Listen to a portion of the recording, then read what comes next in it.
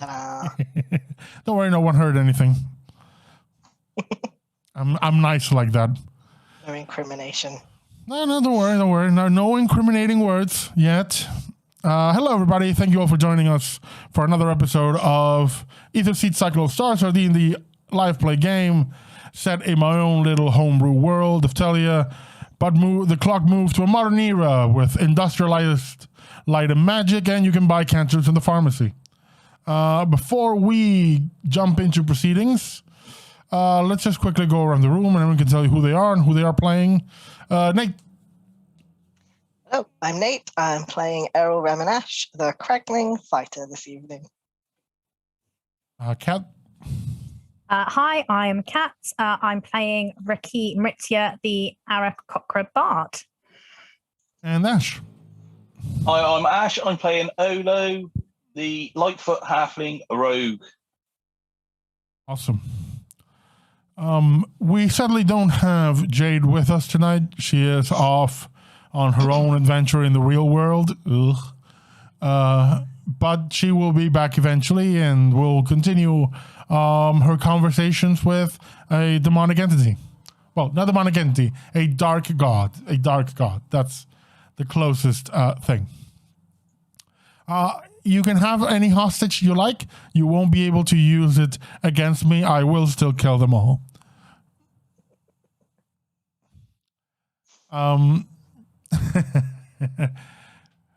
Last time we had the beginning of the tournament, and well, Errol got taken out before he could breathe, and eventually the party lost. They're not that far off in terms of points in the tournament. The goal of this first round is to reach a certain number of points. There's still plenty of opportunities for them to do so. But afterwards, they were kind of left to figure out what went wrong and look at other options and continue on with their different tasks and their learning opportunities. We're going to pick up about a day later, and the first thing, Errol, that you wake up and you start getting ready as you would every day until you step out on the door and realize, oh, I don't have a job. Because you've kind of been vetoed, banned from doing the thing you were doing. So what will you do?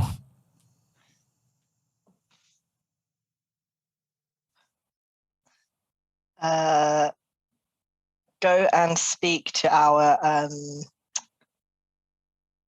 don't know what they called, our mentor, Okay. I guess, and see whether he can put me somewhere else.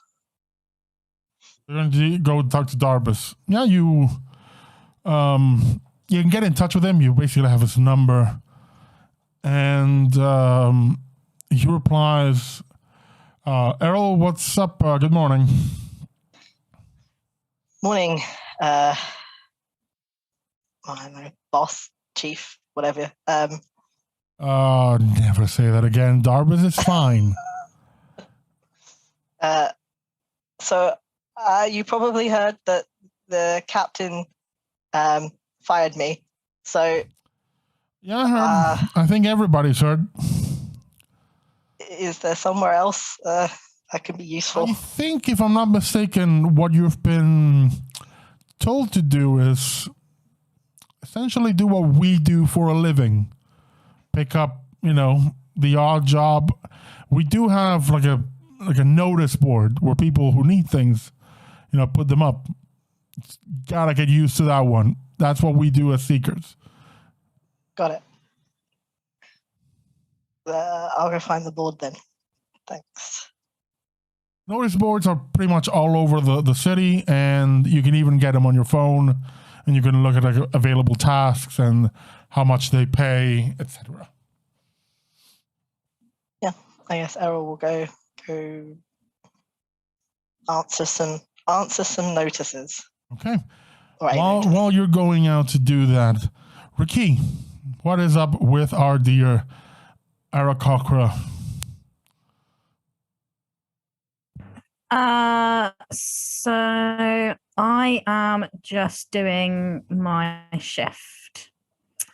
And doing my normal stuff. However,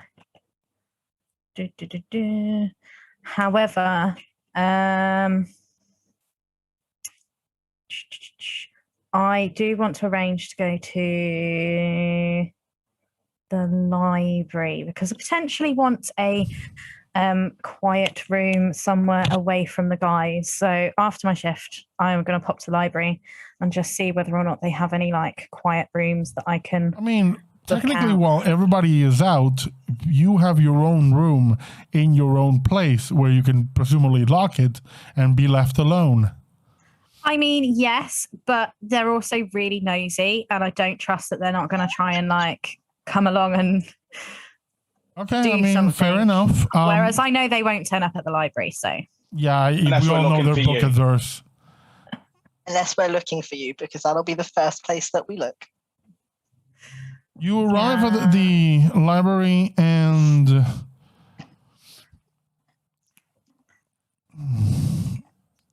you see Mintra there just stomping her foot, looking annoyed. And looks at you and says, "Oh. How can I help you?" I'm going to hand over a coffee because knowing that Mentra's there, I wouldn't have gone to the library without getting a coffee along the way. So I'm going to give her a coffee. He takes it, smiles just slightly, but remains in her attitude very annoyed. I am... I'm just wondering whether or not there is any kind of like side rooms, like somewhere where I can lock myself away and not be disturbed by anybody. Sure. You see up there the inverted staircase? Yep. Follow it and there's some rooms. Super. I am going to head that way. Olo, what is going on with you?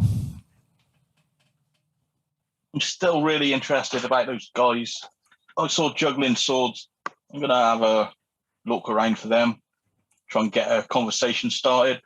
You actually find one of them at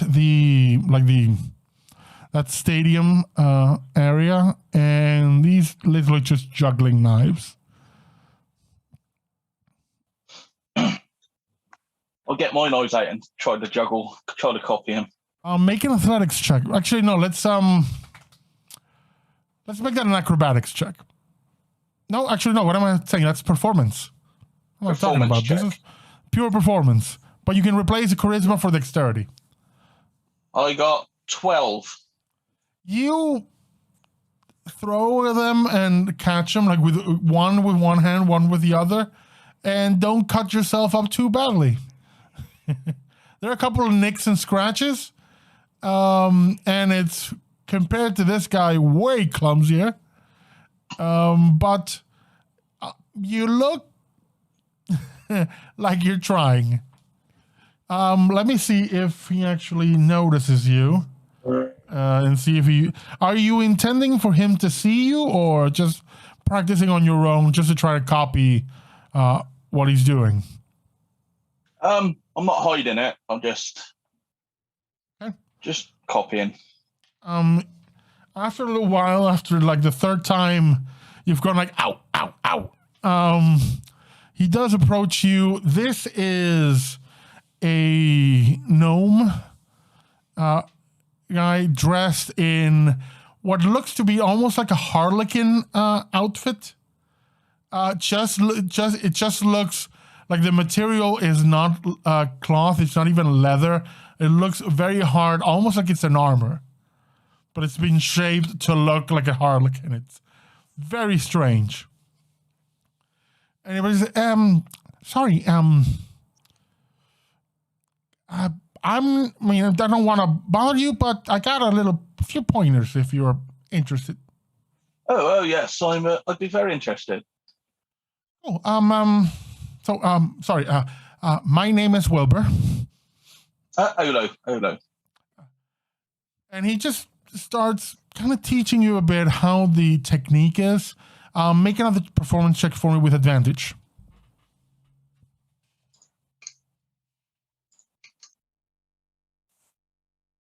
Another 12. You're still a bit clumsy. Still kind of picking up the style, but he continues teaching you, and for one moment, does what I call the ghost move. He kind of grabs your hand, but instead of pottery, he kind of helps you with the movement of the hands and the rhythm. And he says, "This is how you do it. Just practice it. Just feel the weight when you throw them up, and that helps you figure out the timing. Make it another roll, but have a D8 bardic inspiration." –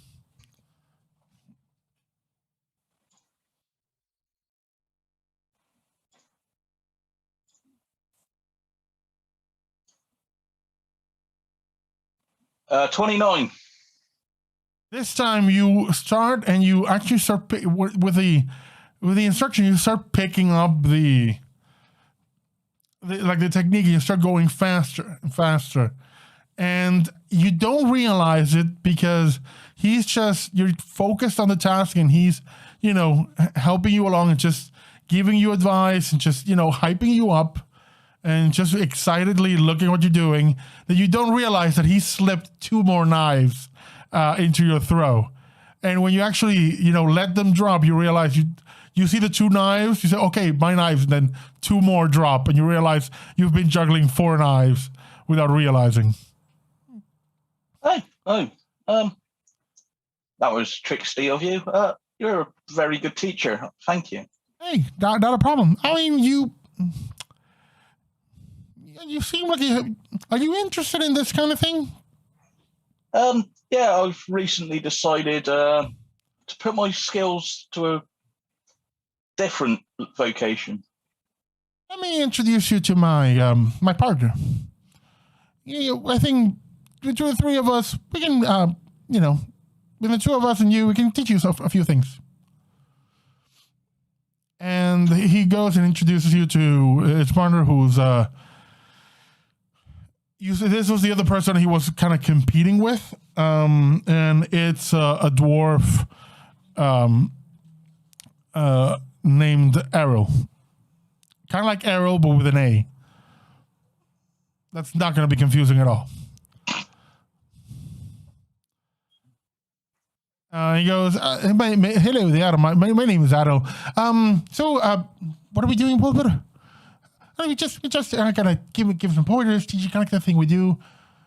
I mean, we're always looking for a third in the act, so this opens up some possibilities there. Let's have a chat."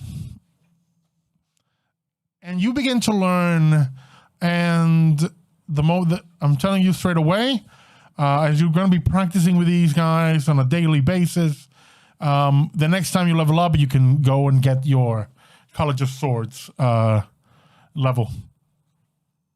Awesome. Errol, not Arrow, Errol.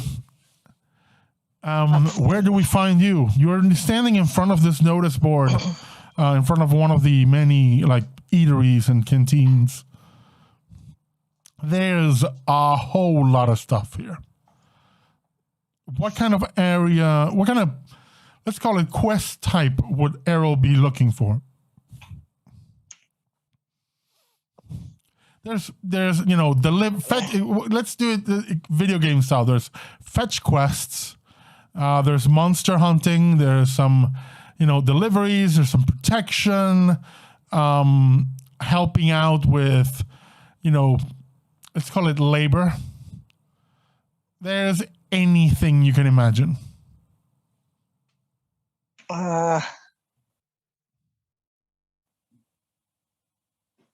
Honestly, he doesn't want to be doing this all day because he has a a burning thing in the back of his head that he's remembered from the day before. So Yes. probably some easier quests. So maybe some fetchy, like go get this from point A, take it to point B, and like some manual labor, help some people out with hauling or whatever they're doing, because that seems like something he'd be able to do. And well, Roll a be helpful d4 with for me, please. D4. That is a 3. You find a notice. This one is give me a sec. Find quickly an image just to use. Where is it?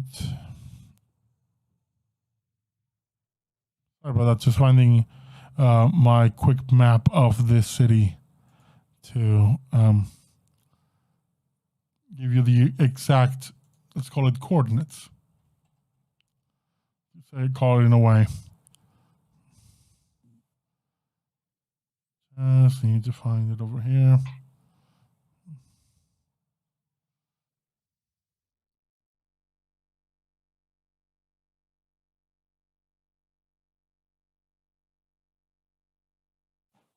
I was just looking through my files real quick.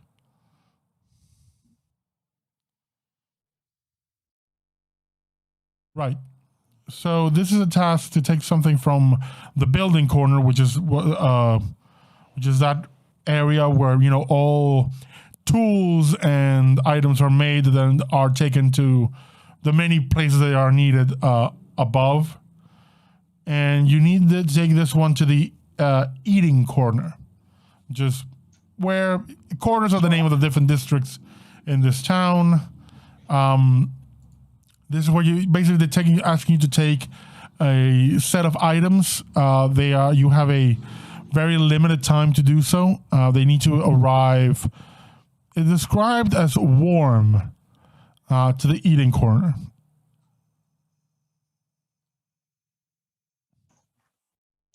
Okay. And your point of contact is one of the people in the building corner. Building corner, you know, the last time you went there were just a whole lot of people dead. They're telling you to contact someone called Baylor. Okay. Not Baylor like the demon. It's Beilor. Baylor. Okay. I guess I will head that way. Okay. RaQui, you are in this quiet space. Outside, you can hear some shuffling, some things being moved. It seems to be a kind of a racket. But what do you do in this quiet room? I'm basically looking to see whether or not there is any way of casting something similar to Speak with Dead that does not involve me needing to be near the corpse in order to try and converse with my mother's spirit. Make an Arcana check for me. And depending on your role, I will ask you to spend a certain amount of mana. Okay. 15, 21. 21. You can spend 9 mana, aka like a level 2 spell, for an effect.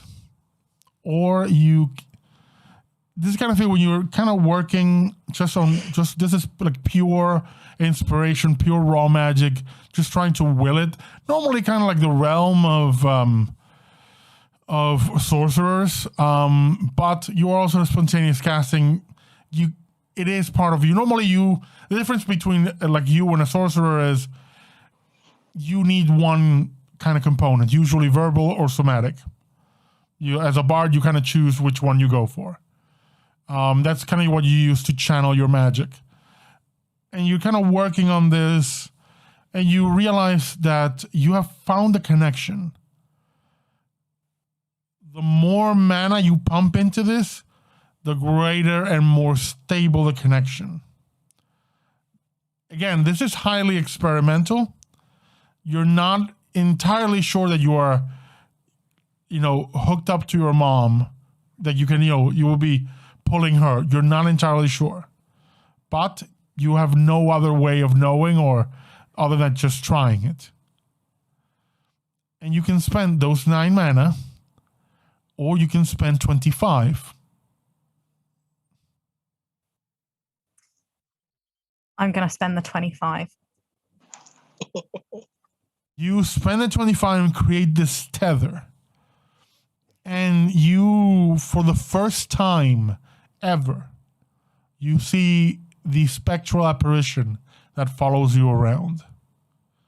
And you're seeing your mom far younger than you have ever seen her. This is your mom maybe 20 years before you were born.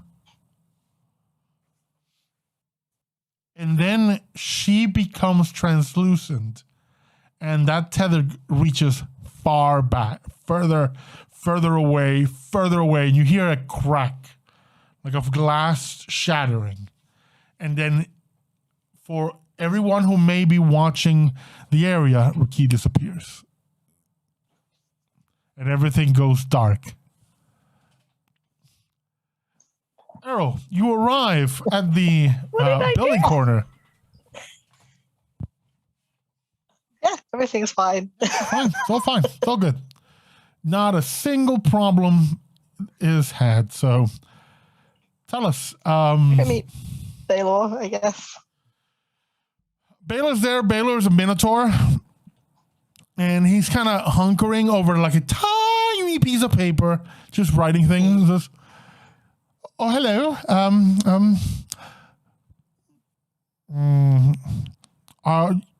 Do you have a request? Hi, nice to meet you. Errol, Reminash, I saw your posting on the job board. Right, you're here to get the job. Wonderful, darling, wonderful. So I have this thing that needs to be delivered to one of the canteens. It's a set of tools. You see, it's a set of tools, but they're for a very specific thing that the person there is doing. And the tools are, well, how to put it, scalding hot. And they need to be delivered while they're still very hot. Okay. How are we keeping them really hot?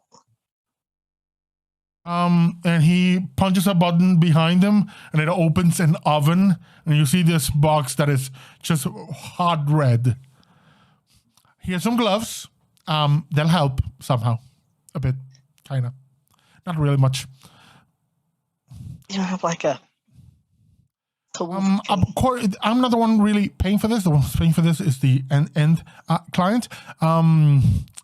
You want to find Carlos.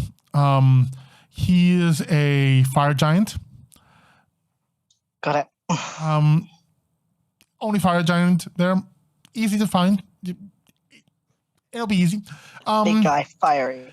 Got it. The faster you get there, the more you'll be recompensed. I think the current rate right now is, if they're really, really, really hot, he'll pay you 1,000 credits. Credits being like the coin here. Got it. It's equivalent in price to your shields, but they're Monopoly dollars. They only work here in Monopoly land. Work in Monopoly land. Okay. Good luck. And you see him put on similar gloves and goes, have fun. And please take this away. They're burning my desk. Okay. I didn't get given forceps or anything that I can hold it. You were given gloves. This is an actual box that you need to carry. I put on the gloves and pick up the box.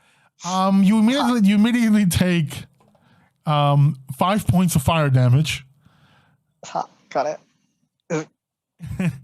It's going to get cooler as I go, though, right? Yeah, so you need to get there fast. Right. So you have to go about from here, the most direct route, which is just getting to a lift, going up, and then just walking like a block is about 400 feet. For every 30, you will be taking damage. In this route, like not really for every 30. It's for every round that it would take you to do that. You will take damage. If you can find a way to get there faster, in any way, vehicles, calling a favor for a teleport, whatever, you can mitigate the amount of damage received. The way I've told you is the most direct, and it involves you need to run like 100 feet to get to the lift. The lift will take 4 rounds to get to the upper floor. And then there's another 100 feet to where you need to go.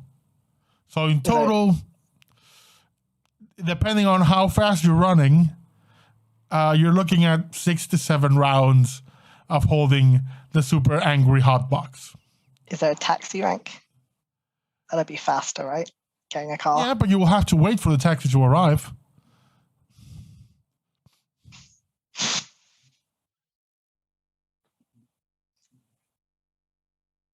I've only got one friend.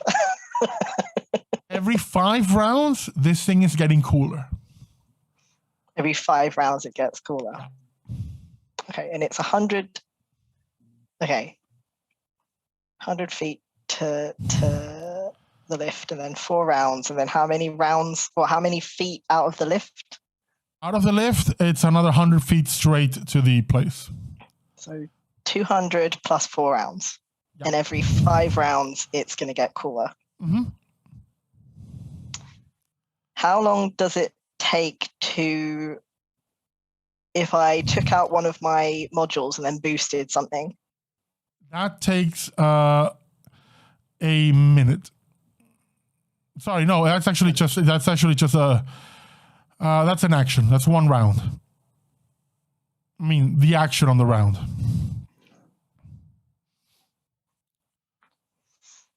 Yeah, all right. So that's an action on the round, yeah? Let me quickly check. What are you doing? What are you doing? Are you disabling a module, turning another on, and boosting it? Or are you changing loadouts? Yeah, so I've got, no, I'm not changing loadouts. What I want to do is essentially disable one module so I can boost one that's already on and boosted another time. We can do that as a bonus action. Because I've got Sprinter, I just want to boost it, but to boost it, I need to turn something off. Okay, we can do that as a bonus action. All right, then as a bonus action, I would like to switch off a module. It doesn't super matter which, but we'll just say Crest for the sake of it. Okay.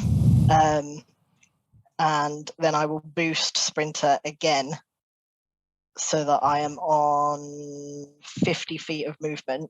Okay. And then I will spend my movement and my action to get to the lift. Okay, perfect.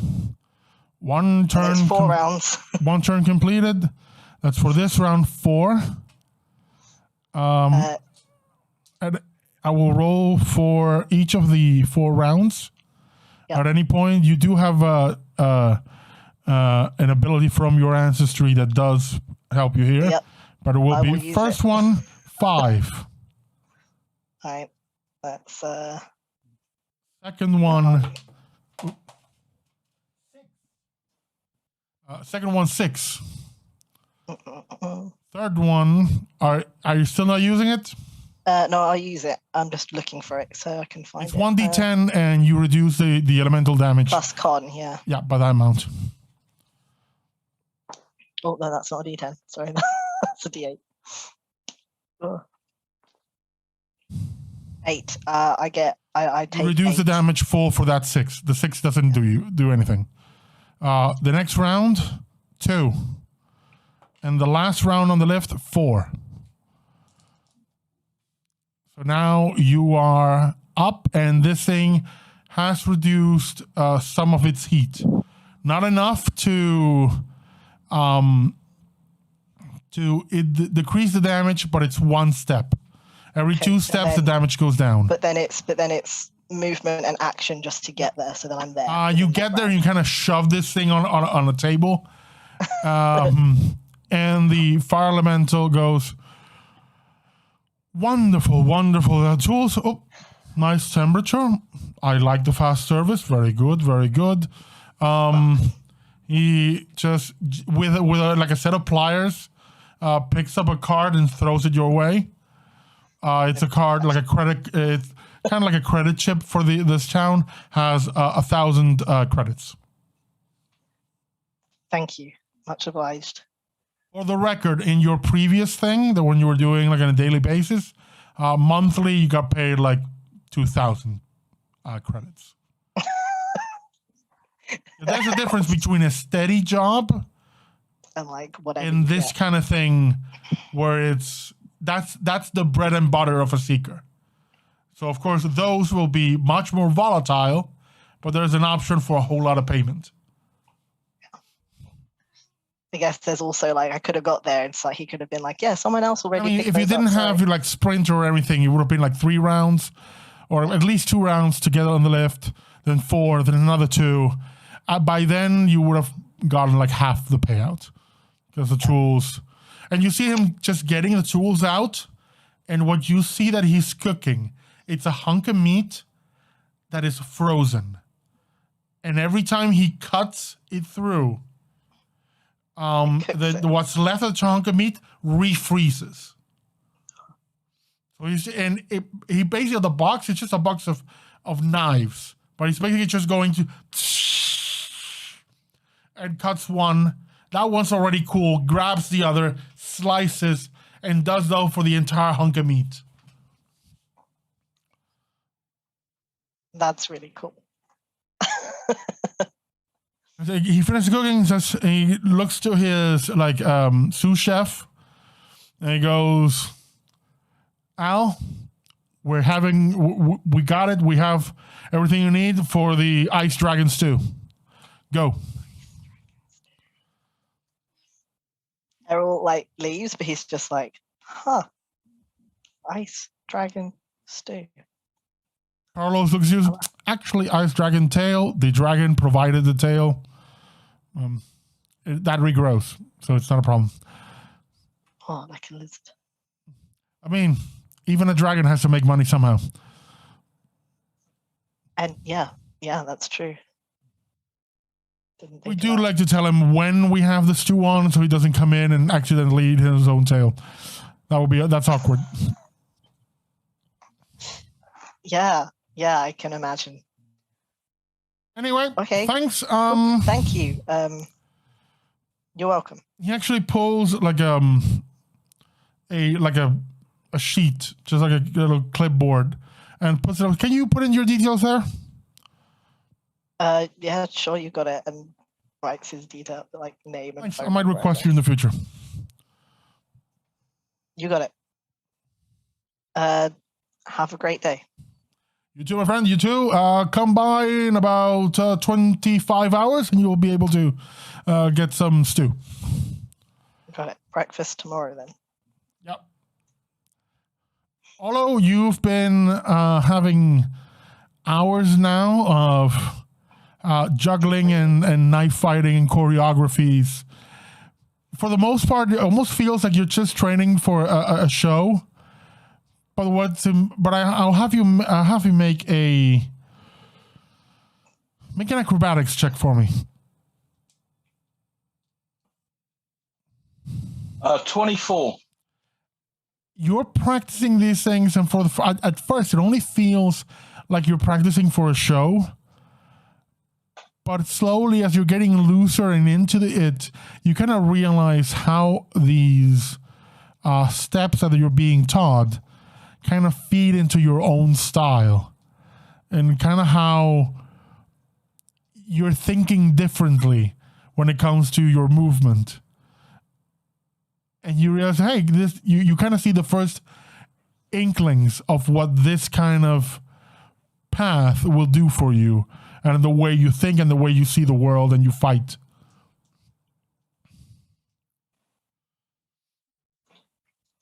And along the way, Errol goes, by the way, are you and your friends on the tournament?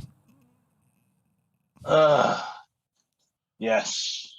We got wiped last time. So those were you. Well, I think there's a good chance we'll meet there. Maybe. I don't know. Depends on rankings. But if we do, that'll be fun.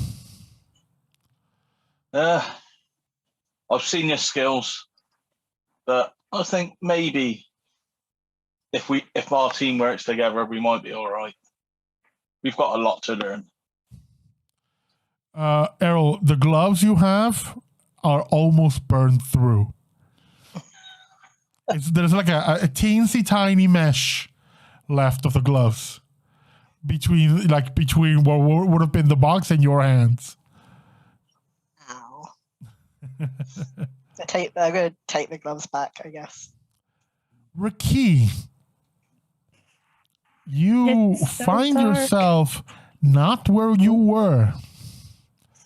You instead find yourself in an empty void. Nothing for miles around.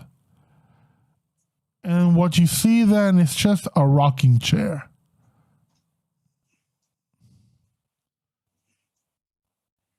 And then another appears. You hear a voice, please sit down.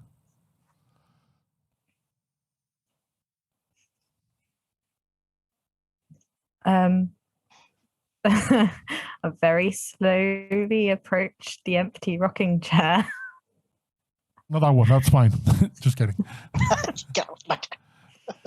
When you sit down and you rock back, when you rock forward, there's someone sitting in the other one. You see someone in a full robe, almost like a monk robe, just covering every inch of them.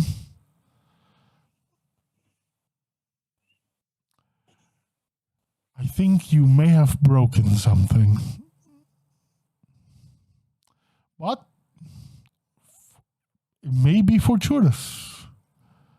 I have felt your curiosity for a long time.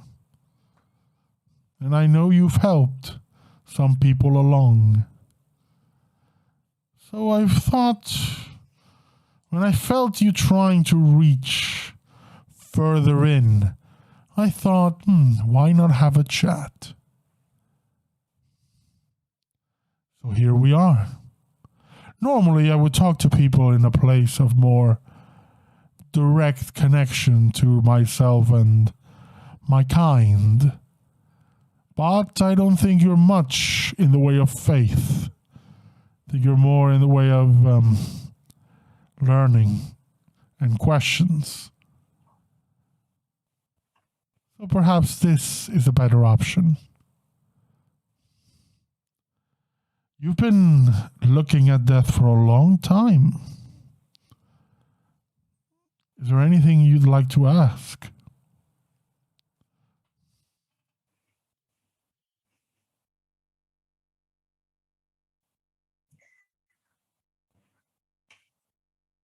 I don't want to come across as rude, but would you mind giving me your name?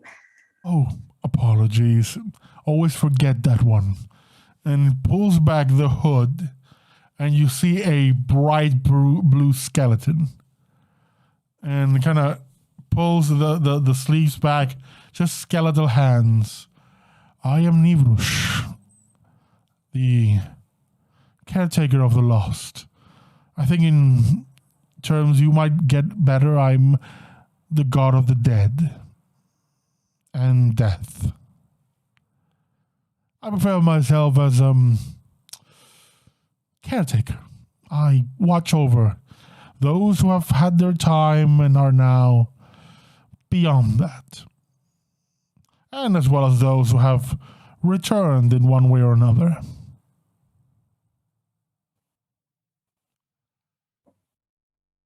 So tell me, There's a buzz in your head of curiosity. Can I do anything to quiet that down a bit?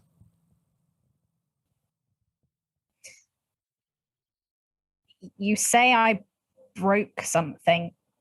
I mean, I was just trying to communicate with someone I've become aware of recently that is attached to me. Let's just put it this way. You were trying to... You're trying to touch something. But instead of using a glove, you threw a hammer. So you got there and threw to me. For the record, if you had spent the 9 mana, you would have just gotten your mom. Yay! Oh, God.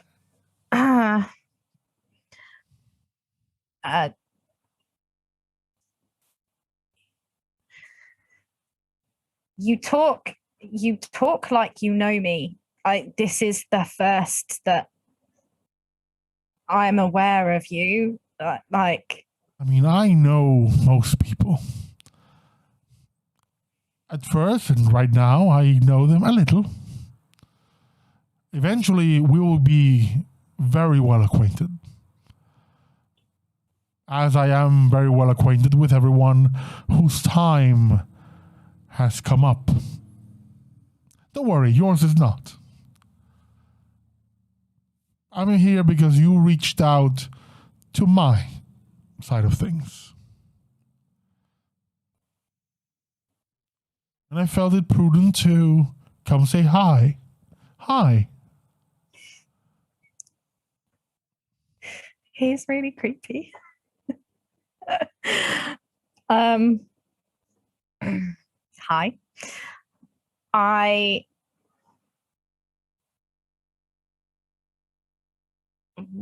Can you tell me why I have this affinity with death? Why do I feel it? Why do I see it? Well, I seem to remember a curious little Aarakocra very close to a set of power pylons during a thunderstorm. I think you got slightly cooked.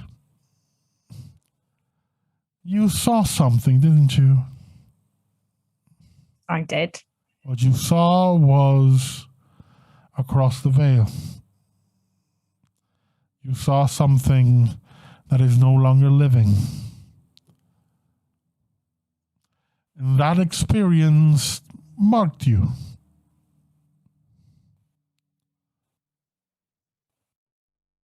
If you want, I can make sure that that is no longer a concern.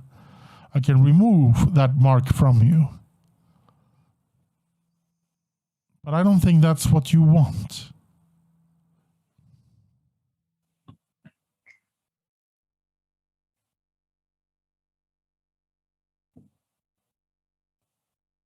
I don't think I've ever told anybody about that. As I said, I do know a little bit of everybody. He puts a hand in the robe and it goes like really deep and he pulls out a book and says, "Here's yours." It's a book that says RaQui MriTtyur.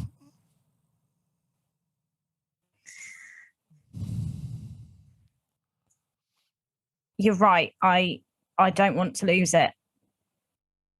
At first it terrified me. But now my whole life has been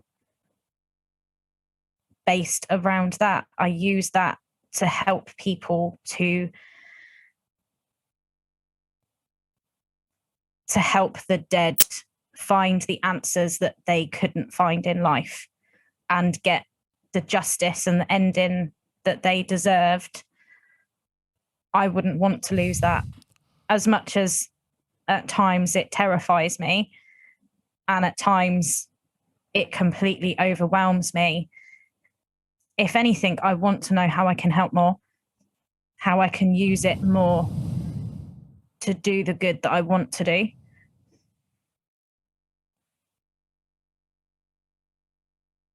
I'm going to take the book at the same time. I want to see what he has in my book. In the book, it's your life. And as you're reading it, you flip to a page that is mostly unwritten, and it says RaQui picks up the book and opens it and gets to a page that is not really written and begins to read. She's reading these words as they are being written. In other words, this is now. When? Now. When it's now, you just missed it.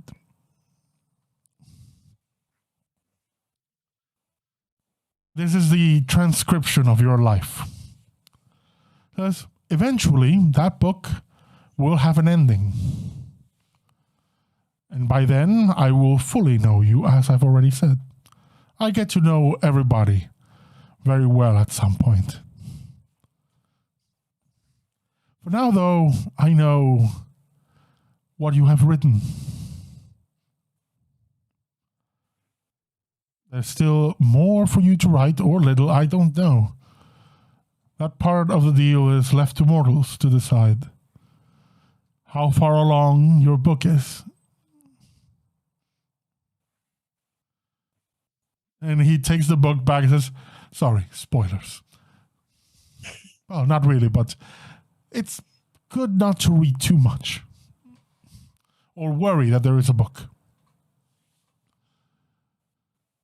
This is a curious situation. I could normally, this is the part where most people would have a sudden moment of inspiration and find faith, and I would get a new priest. But again, I don't think that's what's happening here. So instead, we could come to some form of an arrangement. I could provide you with tools, some knowledge, some information, and along the way, you do a little something for me every once in a while. Nothing grim, nothing, it might be illegal, but I don't really answer to mortal laws. But even someone as laid back as myself does have things that are incorrect, some things that I don't like. And sometimes some things need to be balanced out. Unfortunately, like many of my kind, I really don't have a direct influence on your world. So, have to ask others to do some things for me. Again, usually it's, the faithful, but in your day and age, people feel icky about worshipping the god of death. All the dead like me. I'm very good friends with them, but the living tend to be, put off by a glittering blue skeleton. I've read what they write on me online. I know that's how they describe me. Not a fan, but not inaccurate. But we could come to an arrangement. I have to warn you, I cannot really do anything for your mother. What is going on with her is a product of the mortal world. It is not something that I could be involved in. She might be a spirit, but she is not on my side of the equation. She is still firmly in yours. If you find a way of untangling her, then I can make sure she has her proper rest. Until then, though, that's up to you. So, do we have an accord? And the tools that you can give me, can they help me untangle the situation she's in? They'll provide help on a variety of situations. Like most things, it's up to that brain of yours to figure out how to best use them. And on the upside, and not up the upside, just a suggestion, do some weights. You know? It helps if you can pick things up. Why does everybody keep telling me this? Because I read that on page 295 that you plummeted to the earth. Yeah, but I'm landed on top. Sure. Let's just say you were somewhat close to us meeting sooner. So let me get this straight. You can help me by giving me tools that my pretty intelligent brain needs to figure out how to use in order to unravel my mother. And if I can do that and she then ends up on the other side, you'll look after her. And in return, I do you a few favors that balance the equation. More or less. Well, there is the fact that your mother is still alive.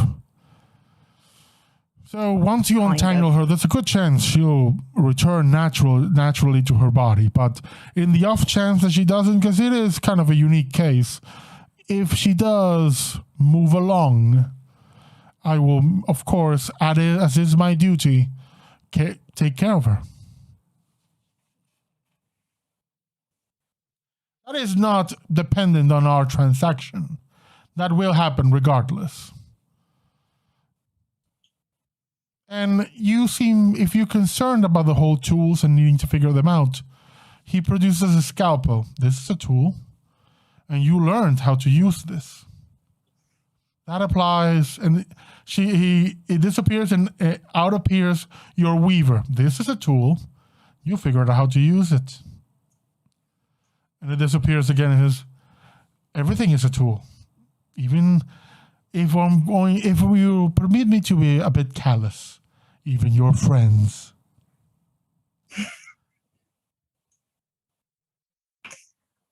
Okay, I have one last question. Of course. So I obviously pushed a bit too far and ended up having a conversation with you, which, you know, isn't a bad thing.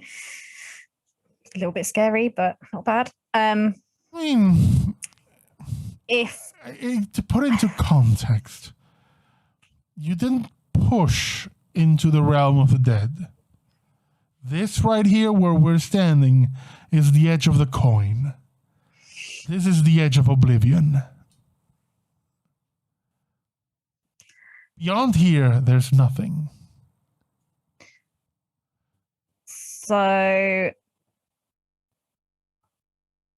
if I agree, can you help me go back so that I can speak to her? Of course, I pulled you here. I can put you back. And I'll be able to speak to her.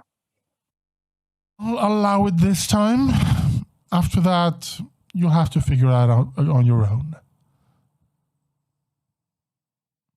So again, if you do some things for once you do a thing or two for me, I can enable other, mother-daughter visitations. Hopefully by then you have figured out a way to untangle. You've got yourself a deal. Wonderful. He extends his hand and a pen appears, and then on the other, a contract. Not really my usual thing. That's more Asmodee's territory, but he does rave quite a lot about these contract thingies. I'm going to read the whole contract. It's basically what he said. It's straight up what he said, word for word. In fact, it doesn't even have like legal mumbo jumbo. It's just straight up his words transcribed. It's a very amateurish contract. Oh, I signed the contract. It goes up in a very dramatic blue flame. And it goes, wonderful, wonderful, wonderful, wonderful. I'll send you back now. And you disappear. And you are back in that room, and sitting in front of you, across from you, semi-translucent, is your mom.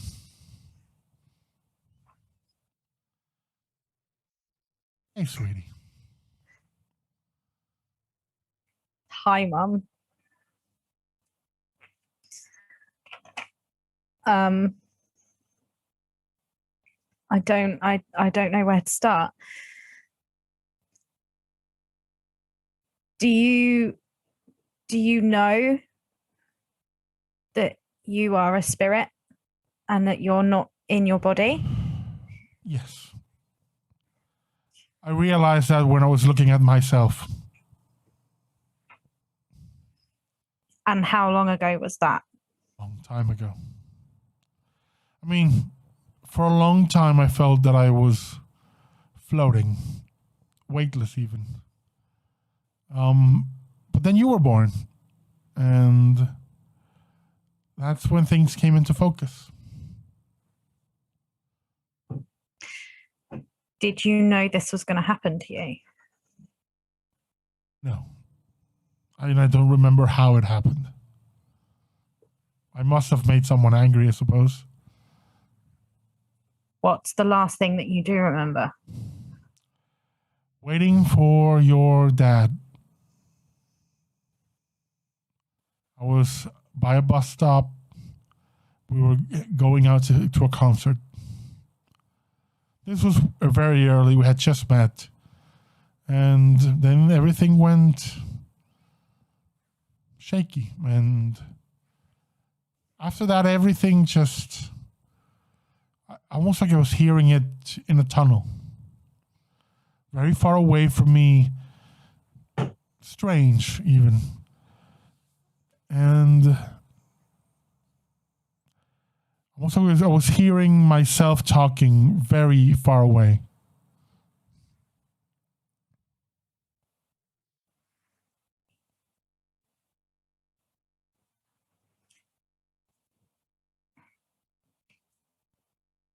Do you know of anybody that would have wanted to harm you? The problem with being the way I am is that memories are foggy. If I ever return to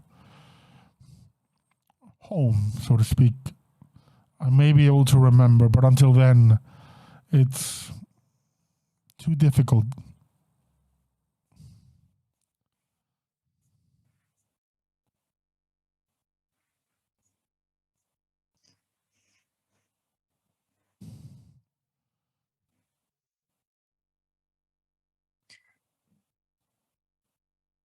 If I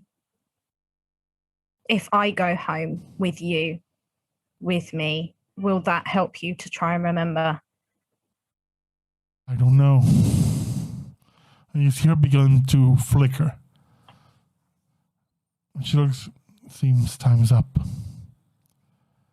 She stands up and walks around closer to you. Because you kind of appear again, like sitting near a table. She's on the other end. She walks over to you and says, whatever happens, 2 things you need to know. 1, even without a soul, I can tell you 100% that the body who raised you, even in a weird way, loved you very much. And I know that because she's me. And I am so proud of you. I love my little birdie. And she vanishes.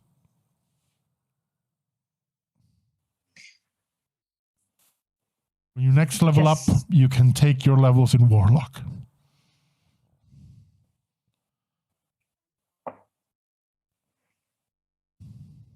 just gonna sit there and under her breath whispers, "Love you too, Mum. I'm gonna figure this out." And then she just sits there quietly.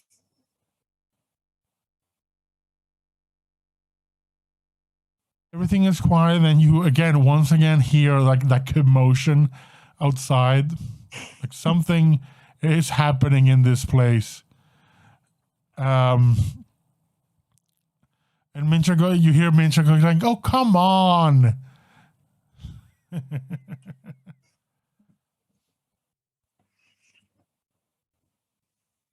Meanwhile, Errol, what is Errol doing now?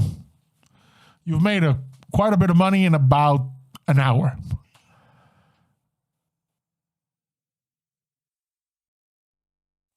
Yeah, he first of all probably goes to find something to put on his hands. Again, the gloves were nearly consumed, but you don't actually feel anything wrong. It's with your kind of more the resistance you have every so often, you kind of the brunt of it, and getting it like an ointment or anything is negligible cost. Okay. And then, because he remembered as he was getting up in the morning, he will find somewhere to just sit for a second, and he'll message Olo to say that whole stunt the other day. Did you notice RaQui was not okay?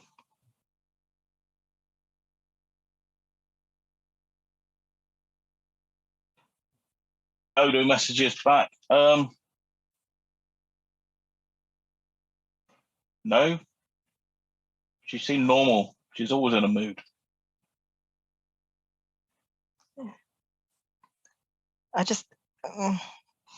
I was kind of watching her and thinking about that time when we were in the lab and we found the scientist lady with the hole in her head.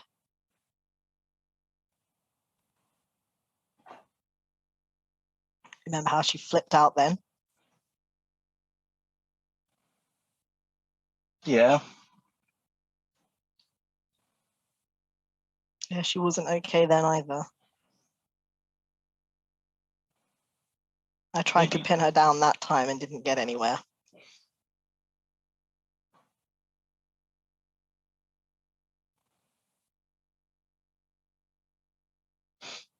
Maybe we should have Will talk to her when she gets back. Not a good idea. There's a long pause before he responds with just a big X. And then actually responds and just says, I don't know that Will's the one to get through to RaQui.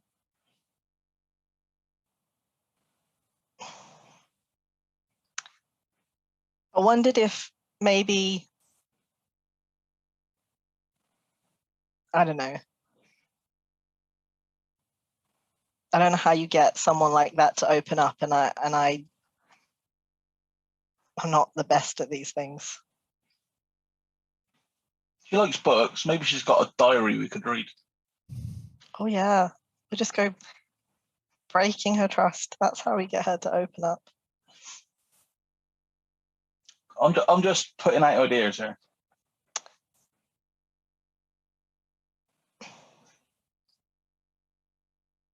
Maybe a self-help book. Yeah. Maybe tonight we can just do a round table, see how everybody is, check in with everyone, and she won't feel like I'm poking her specifically.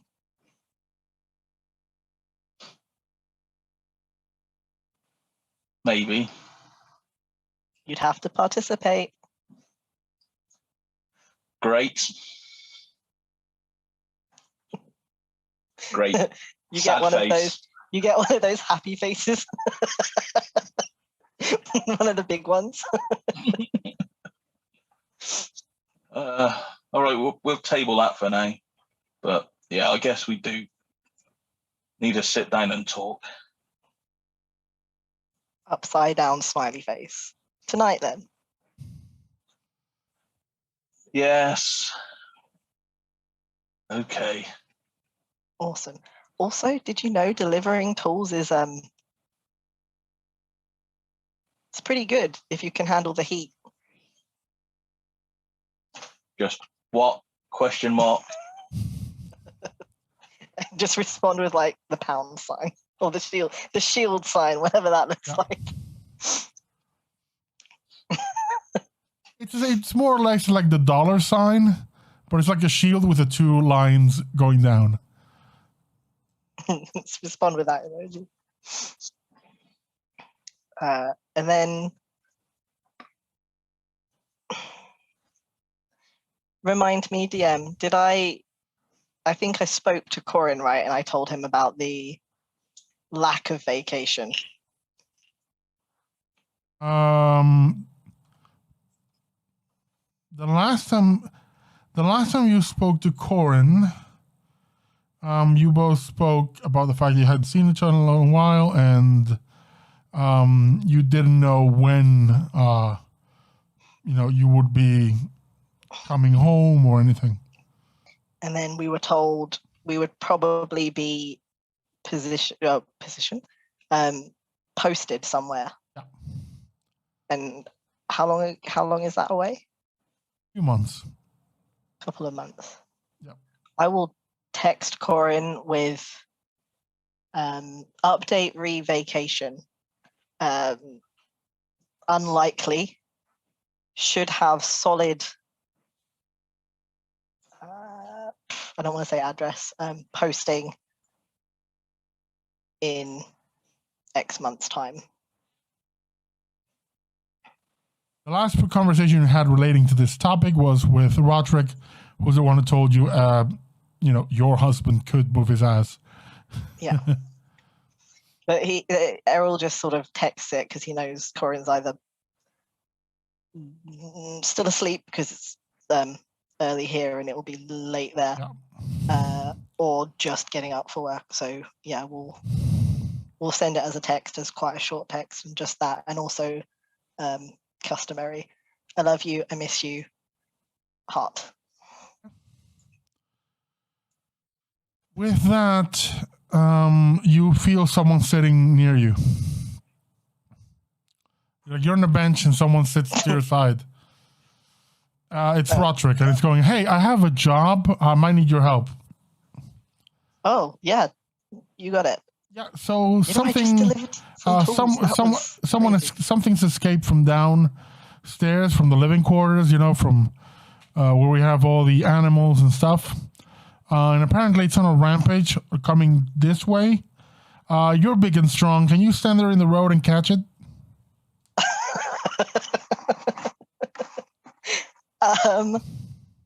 I mean, sure. What am I catching? You'll see. Don't worry. If this is some prank, I'm gonna. Would I do that? No. I've been nothing but helpful and kind and honest. Get your ass on the street and wait for the thing that's coming in about 30 seconds. What are you? He's like walking, rushing into the road. What are you doing? What, you just gonna sit there?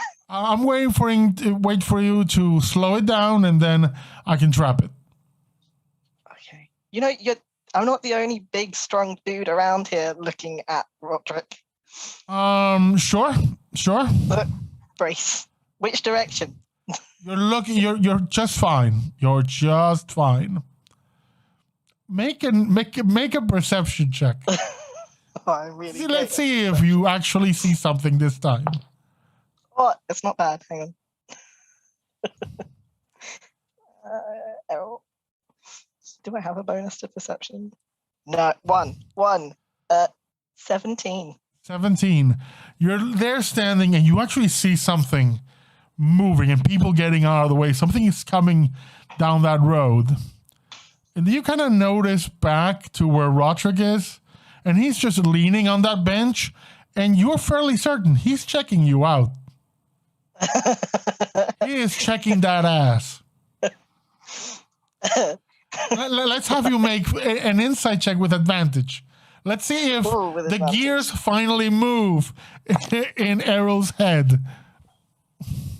Wait, what is that whole number? Because it's bigger than normal. 24.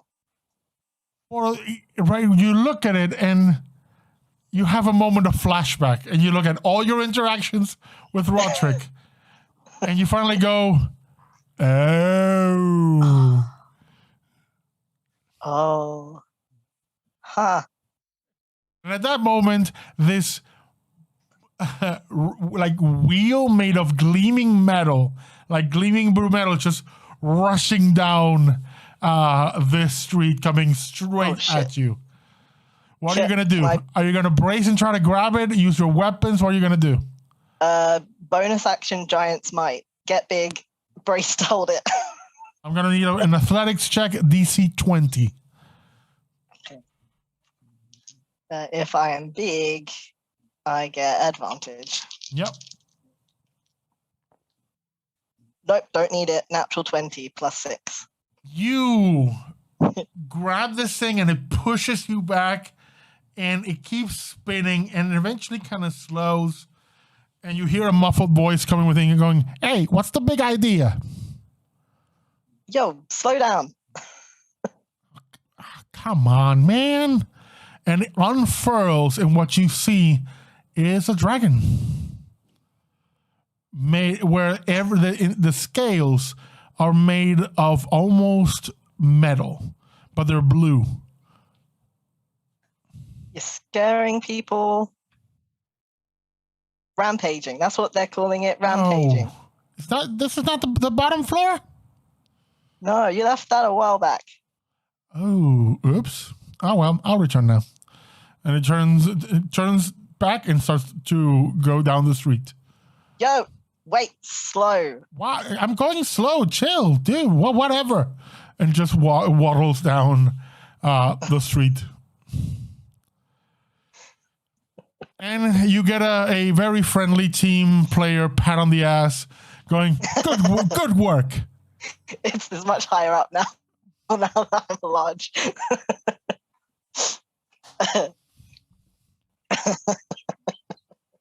Good job. I knew I gave it to the right giant. Yeah. What? What do you mean? What just happened? Oh, that's Shirley. Okay, you couldn't Name's have far longer than that, and in Draconic we call her Shirley. Couldn't have asked Shirley to just slow her ass down. You see how fast she was going? If I got near and started saying, "Hey, Shirley," she would have heard when she went past. Do that again. I kind of liked it. No, that's it. I don't do repeats for free. I'll do one for dinner, but if you buy me dinner, but that's something else entirely. Just the urge to like. Errol is like staring at him and thinking real hard about picking him up while he's like giant, and then doesn't, and then kind of lets himself get smaller again. But there's like that hard look of planning something and then doesn't do it. He just waggles his eyebrows at you.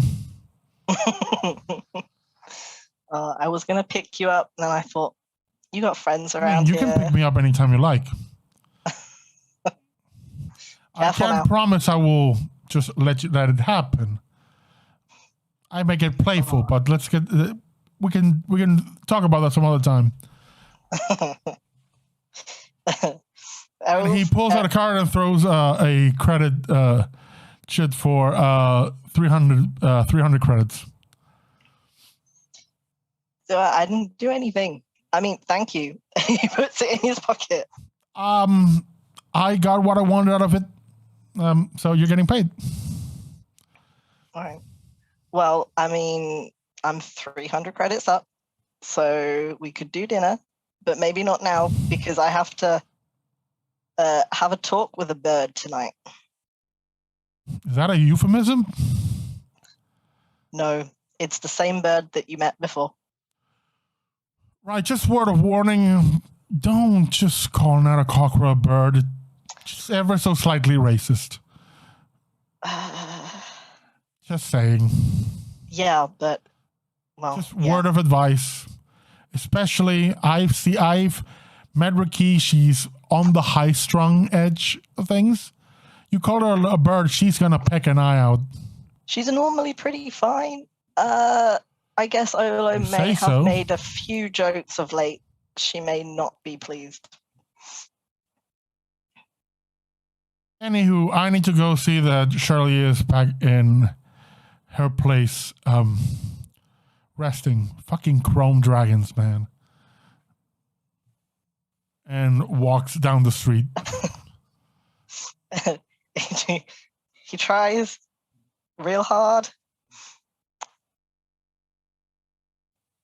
And then immediately texts Olo and is like, I think that dinner was a date? Question mark.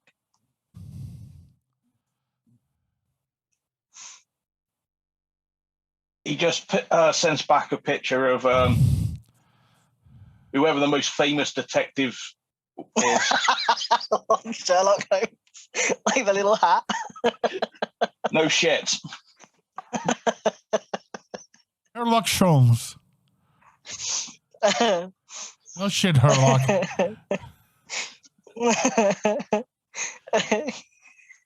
Who responds with the emoji? It only took 7 episodes. Like, I don't. Oh man. And then just has like a semi-crisis for a moment, and it's like, no, it's fine. This is fine. Everything is fine. I'm just gonna ignore it. Like, yeah, wanders off. Yeah, and how does this make Errol feel?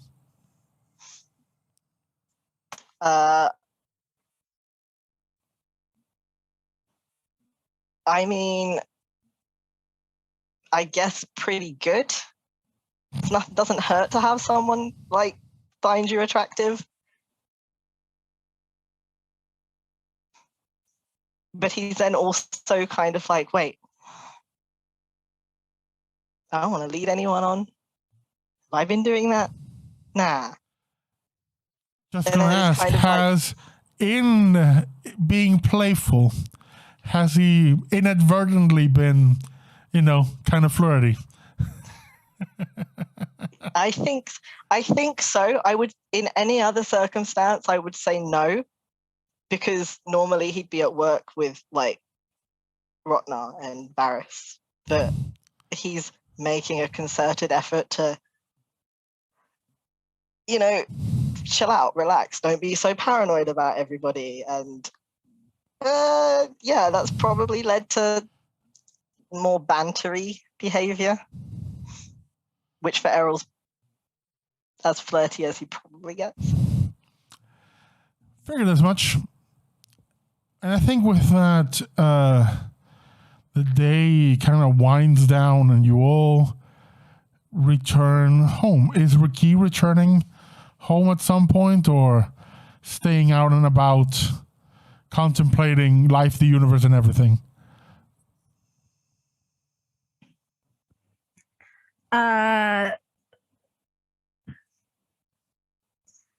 Yeah, I mean, she's kind of got to go home at some point. I'm going to ask the question. When RaQui arrives, are you two already around the table with that look of this is an intervention? Errol's trying really hard to look like, hey, we just made dinner. I don't know where Will's gone.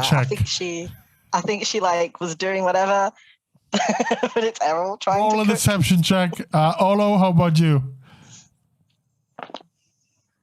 You're muted. Okay. I'm just stood by there practicing still. Okay. RaQui, insight if you want to. Yes. Yeah. Where are we? 12. I rolled a 12 deception. If that helps. With advantage, 12. 19. You open this door, you look at Errol, something's up. What exactly is up, we'll find in 10 minutes. We're going to take our break. Everybody go, stretch, relax, get something to drink, and we'll be back in 10 minutes with the rest of our story. See you all in a bit. And we're back. So, we return to our scene with RaQui opening the door to their apartment. Olo is throwing knives in the air, and Errol has a look on his face that he's thinking is very subtle, but not really. Something is definitely up.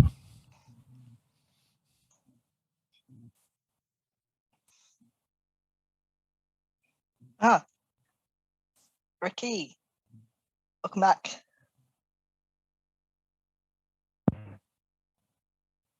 Hello. I made dinner. It's not really Will's level of dinner. I'm not completely inept, but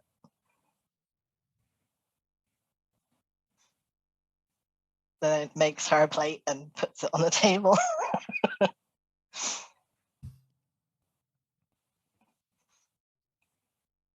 Dinner, huh? Yeah. Or did you already eat? Don't answer that. I know you didn't.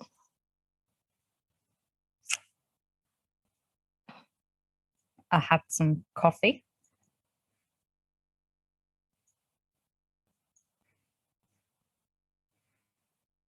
Mm-hmm. What do you want, Errol? You to come eat dinner.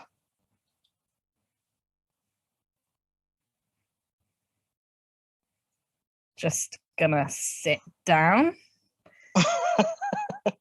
and just awkwardly stare at you.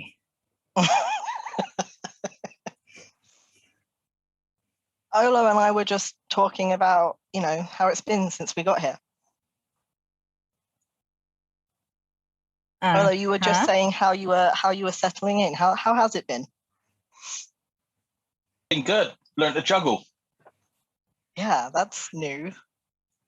Yeah, it's been unusual. There's a lot to take on board. A lot of change. But you're holding up and you're doing okay.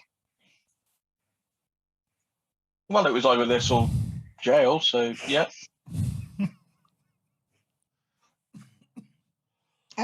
Pretty sure, yeah. Well, you didn't have to do this, but you did have to do something that wasn't jail. Yeah. Nate, I need you to speak up a bit. Yeah, so what about you? You all right? Yeah, I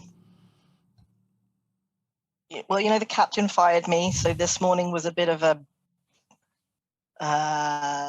me trying to figure out what to do. But it turns out that, the job boards, not a bad choice.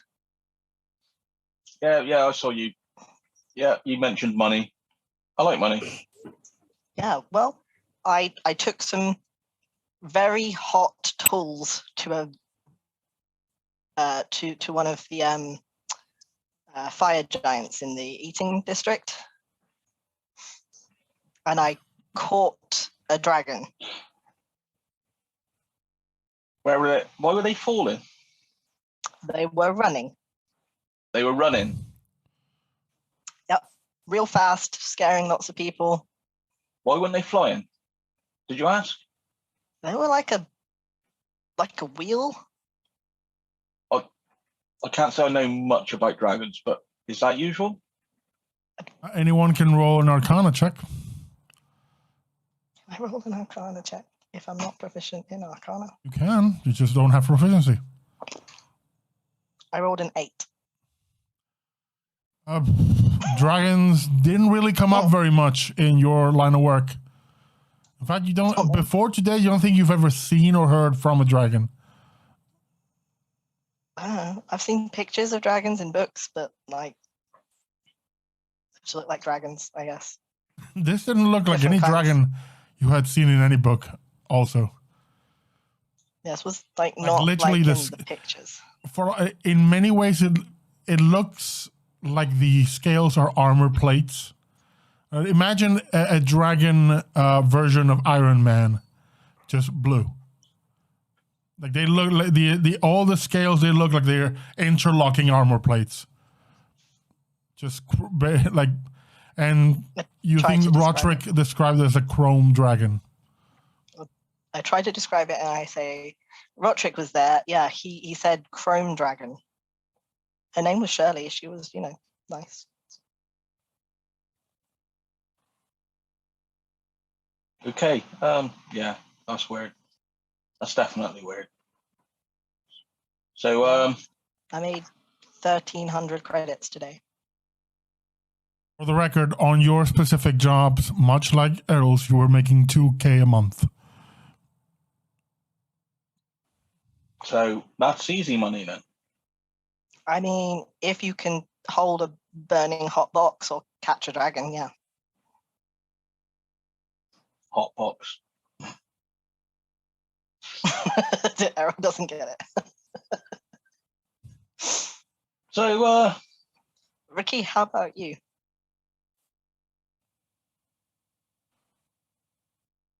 I'm still awkwardly staring at you. Same. Move to a new place. Still cut up dead people. Just the norm. Yeah, well, you sure that you're okay? That job with the captain seemed to shake you up a little. I mean, you met the captain. he got fired by the captain. And like, Yeah. whammied. So I think out of all of us, you're the one that did the worst. So I kinda why are liked you the her. one?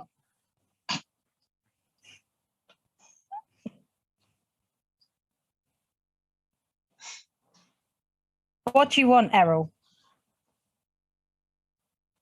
I don't want anything. I'm just trying to see how you're doing. Mm-hmm. The last time I tried to have this conversation with you, you were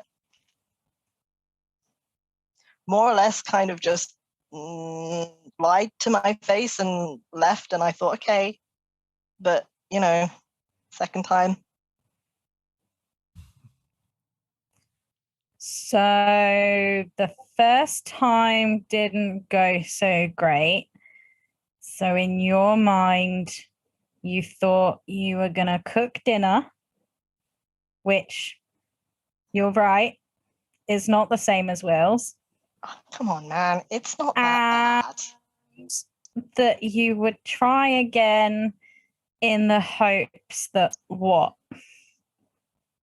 I Right. tell you that everything is awful and I start crying on your shoulder and that I hate my life. Is that what you want? Like that, but Yes. without the crying? Well, Yeah. yeah. Outside of the sarcasm, is that how you're feeling, or are you just being sarcastic? Most sarcasm has some truth in it.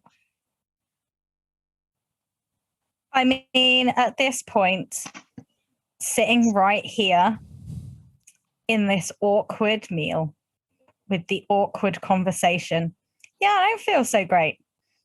Okay. Well, I was trying to make you feel like, you know, we are all in new positions and in all of that crap. It was just me trying to share that, you know, this, you can share, you can talk to us.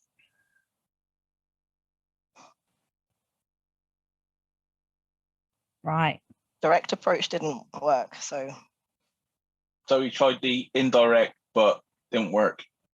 yep, clearly hasn't worked either. RaQui, look, you weren't okay.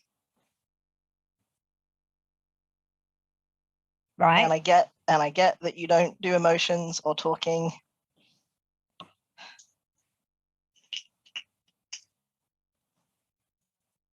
But, you know, we're trying to help each other, and we can't help you if you don't say anything.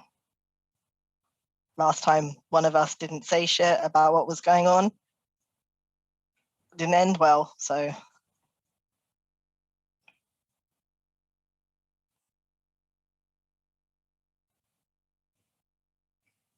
I mean, I don't really know what you want me to say. Like, for you guys, this is completely new. For me, this is just another day. Like, you know that I was a consultant, so moving to a new place, completely normal for me. Not knowing anybody, completely normal for me. Just getting on and doing my job, completely normal for me. It's literally like another day. By the way, I do know somebody, FYI, Mentra's in the library. Interesting. Huh. Good for her, I guess. So you guys are friends too? I mean, I buy her coffee and she shows me where books are. If you want to call that friends, then sure, we're friends. Yeah, friends usually, you know, chat, hang out. Look, you don't have to share, but last time I saw you rattled like you were. You like touched the scientist lady whose head was blown out. And you went kind of nuts at everybody and left the building. And it happened again, and both times there were more than your average amount of dead bodies, and everything was pretty horrific. I get that your job is, you know, a medical examiner. This isn't really your normal day job. Neither times, most of what we've done together has not been your normal day job. If it's not the specific cases that have affected you, something else is. So both times that you say that I've been really weird and that you've been worried have been because there's lots of dead bodies and it's a really tough case. I swear to God, if you say that you were just stressed. Have you not maybe thought that people deal with stress in different ways? Like, you get all, I'm not going to talk to anybody. I'm going to shut people out and, you know, cry about my mum.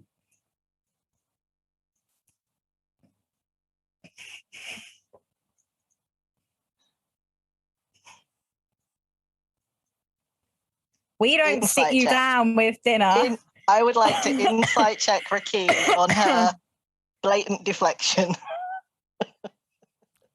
RaQui, I will make an insight check. RaQui, deception from you. The non-perception strikes again. Hang on.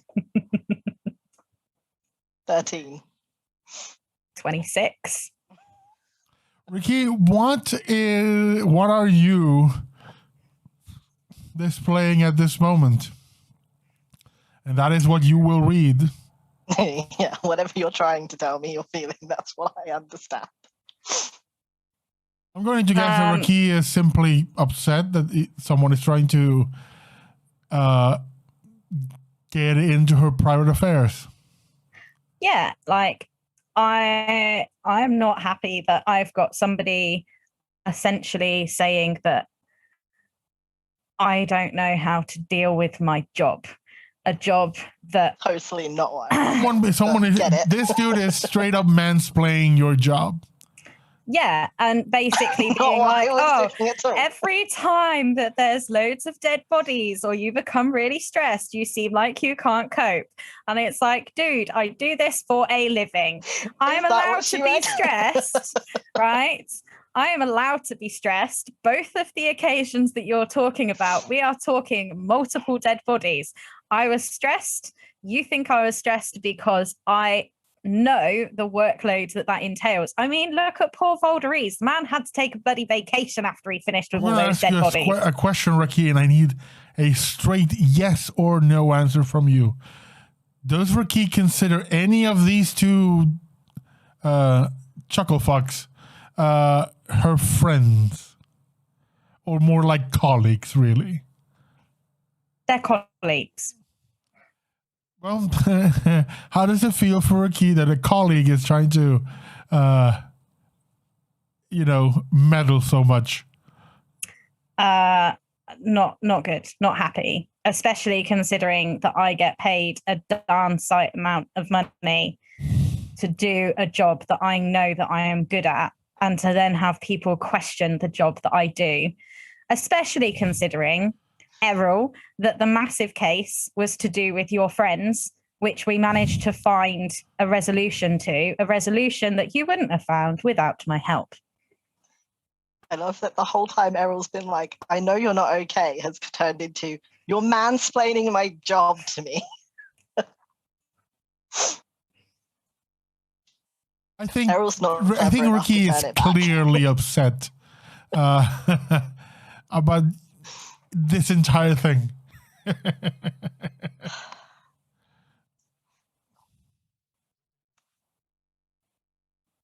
Look, I can see that you're upset.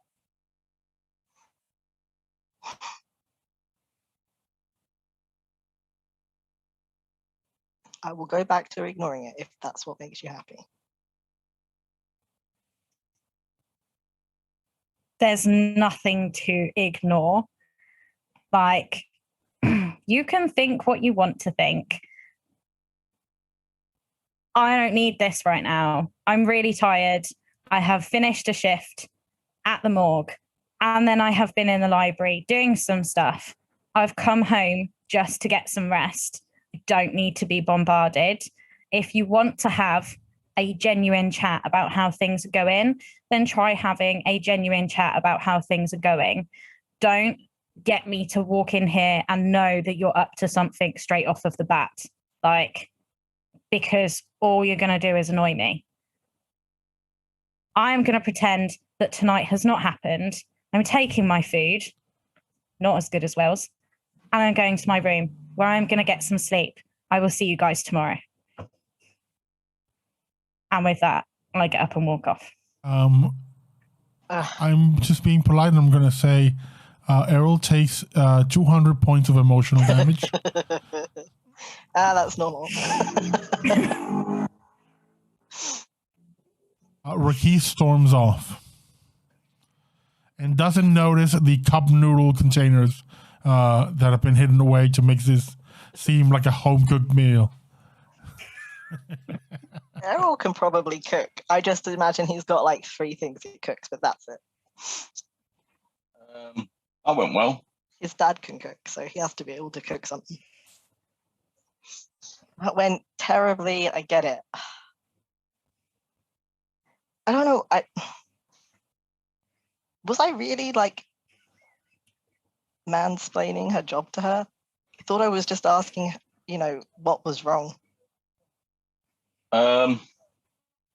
You didn't mention her job, except when you mentioned that she got a bit strange those 2 times. Yeah. You could tangentially to do her job, but we can't do her job. It felt like it's just being. For the record, the mansplaining thing was a joke from me. For the record, RaQui, Kat didn't say any of that.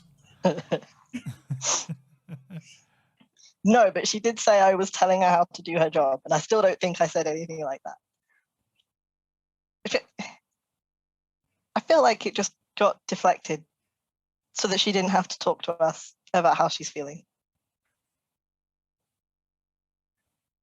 And I get that, but like, And you're a detective. That's twice today. look, there's a difference between solving a case and knowing what's getting going on. somebody to talk to you about their emotions. That you can't go find an emotion. You have to. Is this why the captain fired you? You know what? I'm out. Don't just go tomorrow. I'll go and make yourself another pot noodle. There's a knock on the door, Olo. Just having scoff. Oh yeah, go and open the It's like door. The mid-noodle. door, and you see someone you don't know holding a box. Says, I was told that Will-O-Wisp's soul lives in this place. Yeah, I'm not 100% sure where she is at the moment. Can I help? Yeah, I have this delivery for her. Okay, I'll take that. He hands you the box and gives you like a clipboard to sign. And he I grabs it. sign Dagobert. He grabs it, doesn't really care. He grabs it and goes. I'll give it a shake. There's a rattle. There's things in there. I'll think about it for a minute. And then I'll just walk over and put it up by her door and give it a knock just in case. She's not there. I'll just crack on with my nutritious lunch. The night passes. You all have wonderful dreams of that wonderful conversation, how it went. I get up really early and go for a run. When you get up, there is a note that has been, like a post-it has been put on your door. And it's a note from Darby that says, meet me at the Olympic Stadium as soon as you can. And that's for the three of you. Well, technically the four of you, but you don't know where Will is. I take a picture of the post-it note and send it to everybody because I know I'm the first one up. And I'll message. Errol's paranoid, so he will kind of knock at Will's door before he leaves for a run. No Actually, response. after he comes back, because it's early, so he'll come back and No kind of response. kind of just, if the door is open, just crack it and look He's in. not there. Then he sends her a message and just says, hope you're okay. Guess you didn't come home last night. You got 12 hours before I panic. You got a message that says, I'm in the temple. Don't bother me. Yeah, thumbs up.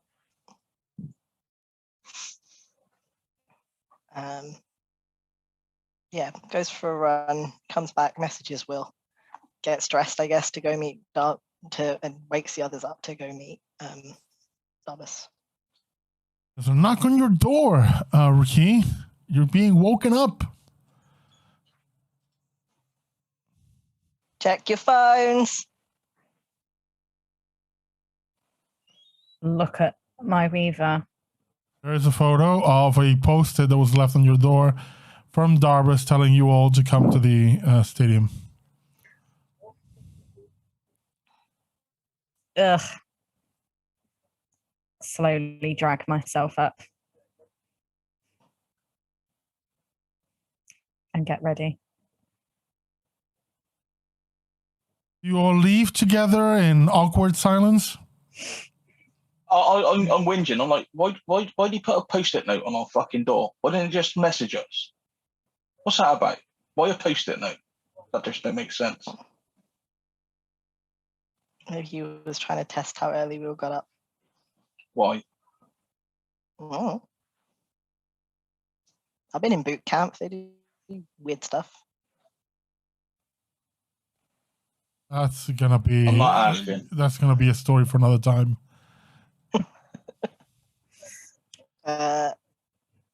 Errol will, if everybody's dragging their feet to get down, he'll make coffee, and just before they all come downstairs and we all leave, he'll just message RaQui and say, "Sorry for last night," but then nothing else. Just sorry for last night. I didn't quite catch that. He just texts RaQui, just sorry for last night. Full stop. Okay. I get up, I grab a coffee, down it in one. You take 20 points of fire damage. That's hot. Really? Okay. I'm now half awake. You get to the stadium and Darbus is there, and at his feet are 3 packages. Well, 4, but the other ones to the side, almost like he knows that Will is not gonna be around. Oh, good morning, folks. Morning. It's morning. Don't know how good it is. Wonderful. I need you all to pick these up and open them. It's not even my birthday. It is. Well, it is a surprise. Open them up. I pick it up. I open mine. How about you, Errol? Yeah, I'll open mine. How about RaQui? Yeah, I open mine. Cool. I need everyone to make a strength saving throw. Oh. Oh, Oh, I love these. DC 20. fuck. I can't get a 20. No, me either. There's some plus 3. 3s have been given by the audience. Nah, still not going to happen. 23. I'm okay. 19. You can get 20 with that plus 3 if you want to spend it. No, I'm just going to take the 19. Okay. These tendrils spring around the from the bags and wrap themselves around you, locking your arms in place, and RaQui, in your case, your arms and your wings. Yours, you kind of fight them off and they kind of end up forming like a backpack for you. I've seen this anime. He says, "Wonderful." Oh, and he brings us a Weaver, pushes a button. You are now all carrying about 20 kilos of weight. I'm on the floor. He's like going, "Wonderful." And now I need you all to run 3 laps around the stadium. That'll wake you up. After that, we need to have a quick chat. So I need one athletics check from everyone. For Errol, who has the actual correct weight distribution, you're rolling normally. The other 2 with disadvantage. The athletics, right? Errol will do the laps, but he'll run at their pace so that they are like together. And if they fall down, he'll pick them back up. He's not going to run it. He's not going to pick them up. Let them fall and stop. You know, if you run at their speed while you can clearly run faster, that's insulting. It was so they didn't fall. Okay. If they fall, that's their problem. They can pick their asses back up. They're grown-ass people. I got 5. Yours is slow going. I've only got short legs. 19. How much for RaQui? 7. I got higher than Olo. Yeah. Olo and RaQui, yours is slow going. You end up it's a struggle. Errol, once you're told to stop doing what you're doing, it's fairly swift for you. And he looks, so should I double or triple your weight for next time? You know what? Just double it, and if I still Make a taste strength saving throw.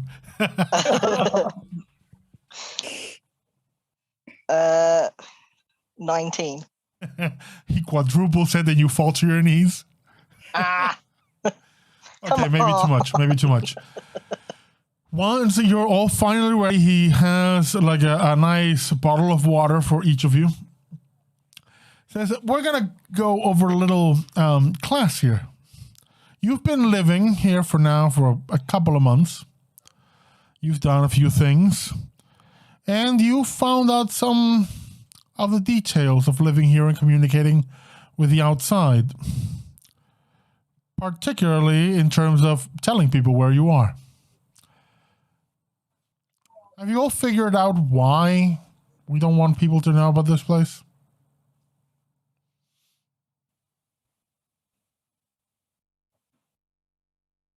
Any takers?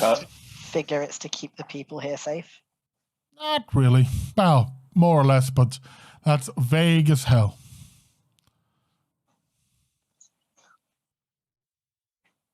Think about the people who live in this town. What are they? Weird as fuck. That too. Seekers. Yes. So on a scale of 1 to 10 on power level compared to, the normal population of any place, including its military, how would you grade the people in this city?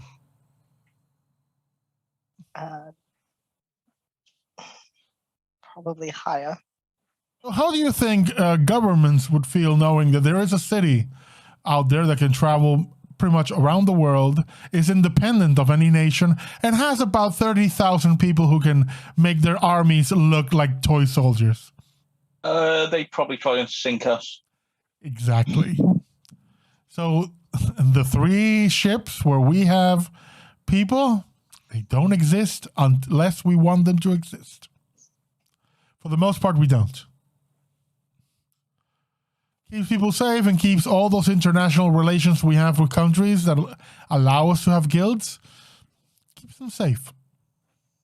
Because we are not a resource that can exploit. Have you figured out why we call ourselves seekers? I mean, there's a reason why people outside call us seekers. Do you know why we call it seekers?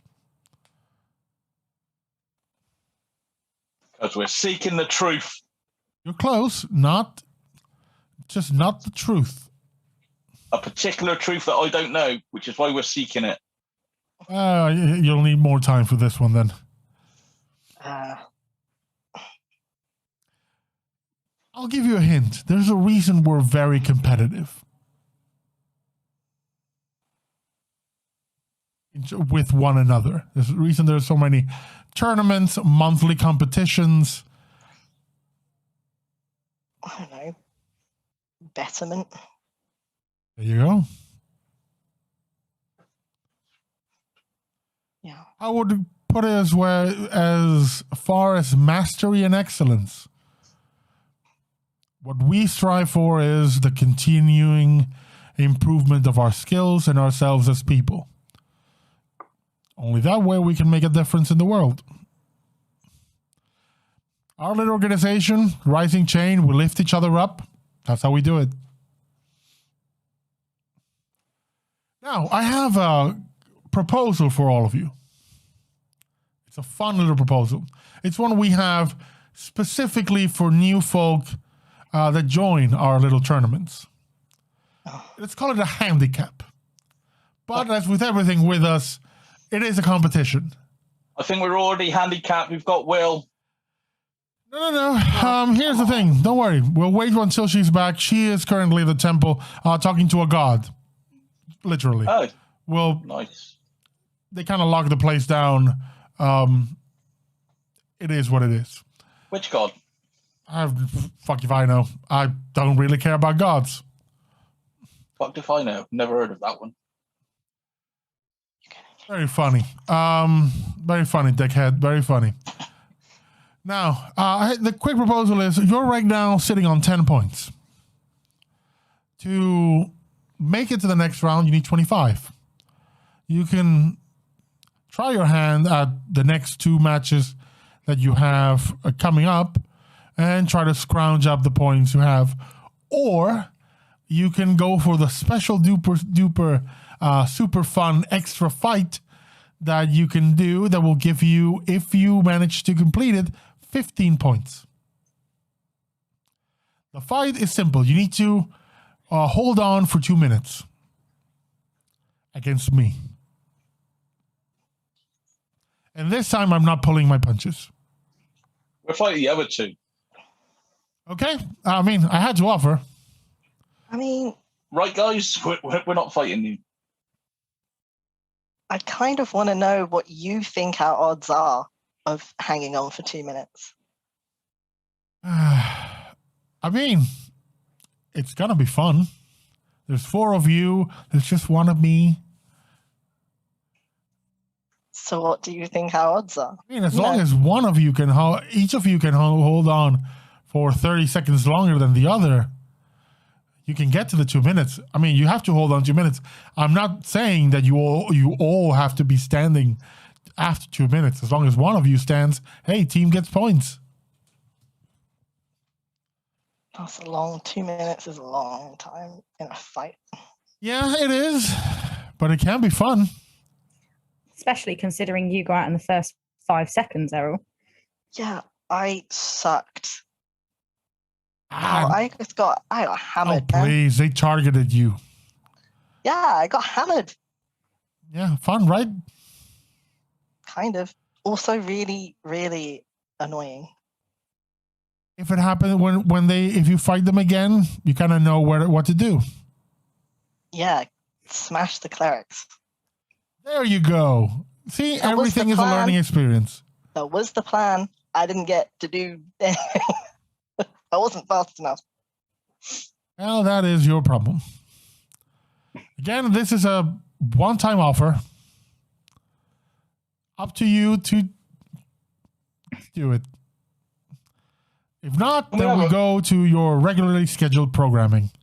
Can we have a minute? Sure. He walks away and drinks his bottle of water. We're not fucking doing it, are we, guys? He will smash us. I mean, he will. I don't know. It could be a learning experience. But equally, I sucked in the last fight. So you guys... Can anyone go invisible? Because that's the only way I can see us lasting 2 minutes. If he can't find someone to punch. I mean, we just do our regularly scheduled fight. We've got 2 fights. We should be able to draw up some points. Yeah, we lost terribly and we still managed to get 10. I actually think you guys did great. I was watching the whole time. Yeah, we need to tighten up on our tactics. Those clerics were... They had our number. They were real far away. Someone just needed to get to them. Our legs are too short. Maybe you need to get faster too. Okay, we're keeping him hanging. So the answer's no, right? Yeah, maybe we can do some friendly sparring with him anyway. Learn a thing or two. Learn how to take sparring? That sounds fun.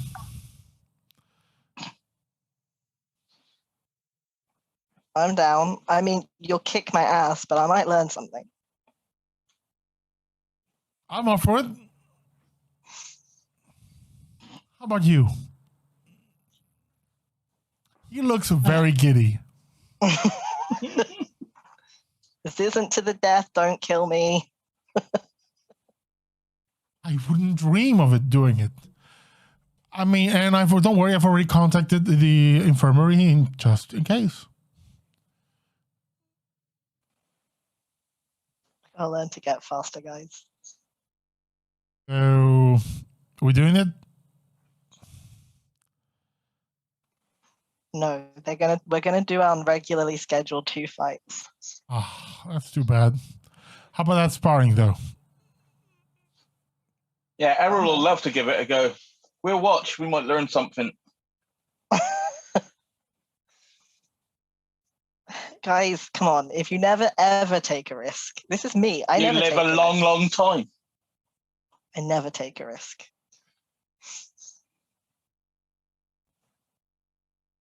So, I'm gonna do it. The captain taught me something by knocking me on my ass. Maybe I can learn something from falling on it again.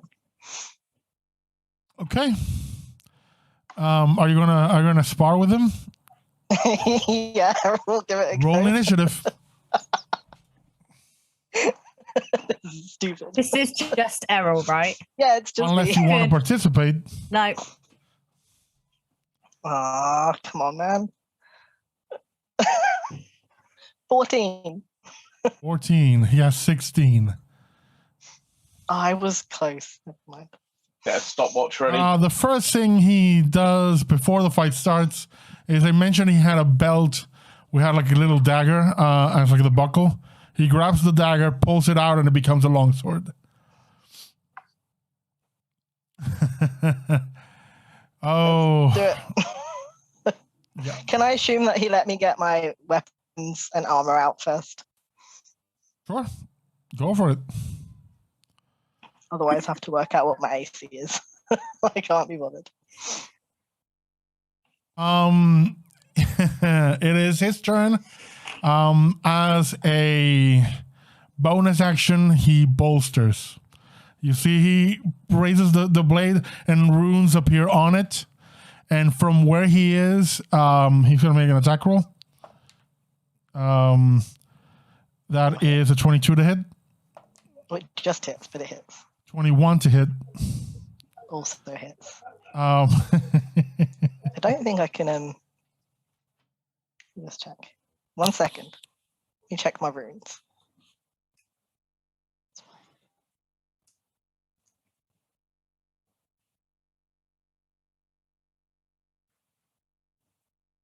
Nah, I don't want to redirect it to one of my friends. I take the hit.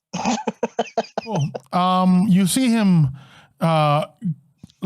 he's 30 feet away from you, but he raises the sword, and the moment he does it, it also lights on fire. And he makes one swing, makes another, and you see 2 lines go straight at you. And you just hit struck once, twice for Too much damage.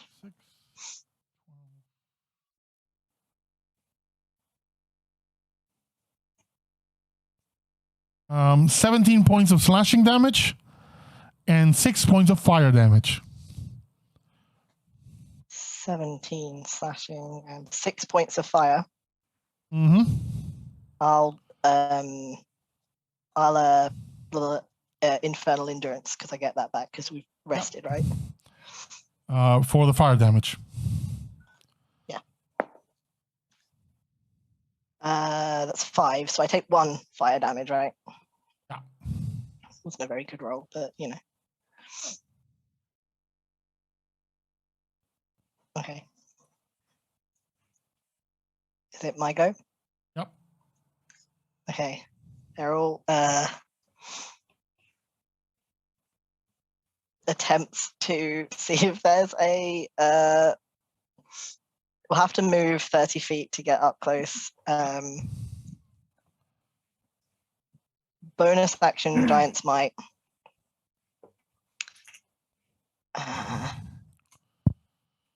And then I guess I attack because I have much The moment you enter his area, like where you get up close to him, like the flames around you strike you, and you take 4 points of fire damage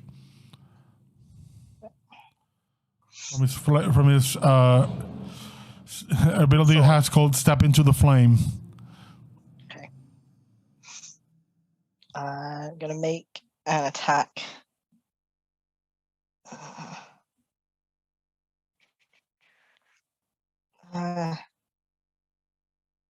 15. 26. That hits.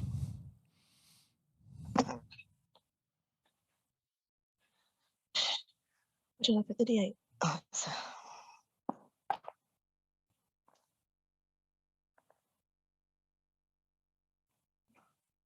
15 points of damage. Thank you to my modules. And then my second attack, if it hits. Oh, is that the same thing I rolled? 25. No, it's one less. You hit him twice with your hammer. He takes the hit both times, and every time you striking, like sparks fly. I will add. He won't. This won't affect him, but just so that I'm not holding back, I'll add the fire rune. Okay. When you hit the creature with an attack Yeah, I using know. a weapon, I need to make a strength save. It's 25. It's way more. I knew it wouldn't hold him, but I think it still does the fire damage. Yeah. Because the strength save is to not be restrained. Okay. So 5, 9, 14, and then no, hang on. 14 plus 4 is 18 points of slashing. Mm-hmm. No, not slashing, bludgeoning. And then that wasn't great. 4 points of fire damage. If the fire is hitting him, he doesn't seem to show it. But the strikes do hit him fine. And he's looking at it as impressive. My turn. Oh, braced. He spends a bonus action again and bolsters once more, applying a different set of enhancements. For those wondering, this is a homebrew class that I've created for this setting called the Mage Knight.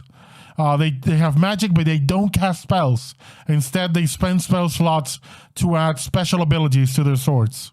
Like, for example, turn their attacks into a line attack, or, as I'm doing right now, adding Keen to lower the critical to 1920. Speed to give him an extra attack, and the last one, Weakening Strike. Can I add 3 to the damage? Sorry, I forgot my extra dice for being. Yeah, big. it's basically the Magus. I didn't want to call it Magus. First attack 24 to hit. Hits. Second attack 23. Also hits. Third attack 29 and a critical. Yeah, it hits. This will be it. That's my limit. I'm gonna get knocked out. These are all weakening strikes. So I need you to make a Constitution saving throw. The DC is 17. 17 exactly. How much you roll? 17 exactly. Okay. So the damage you take is 8 points of slashing and 1 of fire. 1, got it. And from the second strike, it's 8 slashing and 5 fire. And I need you to make the saving throw again. Oh. Nope. 16, not enough. Until the end of his next turn, you have -2 to AC. Okay. And the last one is same damage. So no, actually 10 slashing and 3 fire. Oof. Oh. And because he rolled a crit, I need to make a dexterity saving throw. DC 17. No. Okay. At the beginning of your turn, you will take 1 extra D8 of damage because it leaves a lingering burn. No. You can spend half your movement basically to roll around the ground to put it off, or you can repeat the dex saving throw after you take the damage. It is your turn. And Do I because take the you damage now?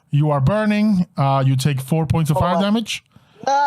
And And because you're standing in his range, you take another 5 points of fire damage. no, I was down. I had 2 hit points.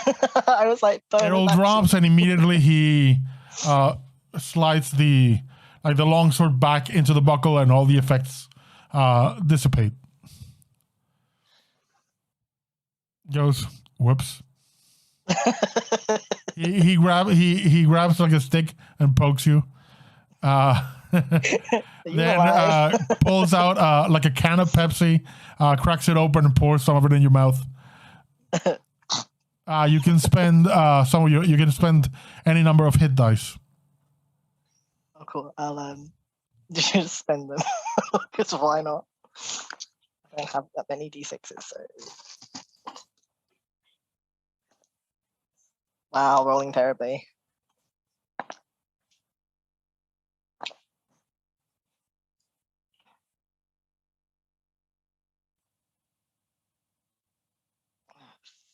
All of my hit dice. 31. That was 4 rounds. Well, you lasted 12 seconds.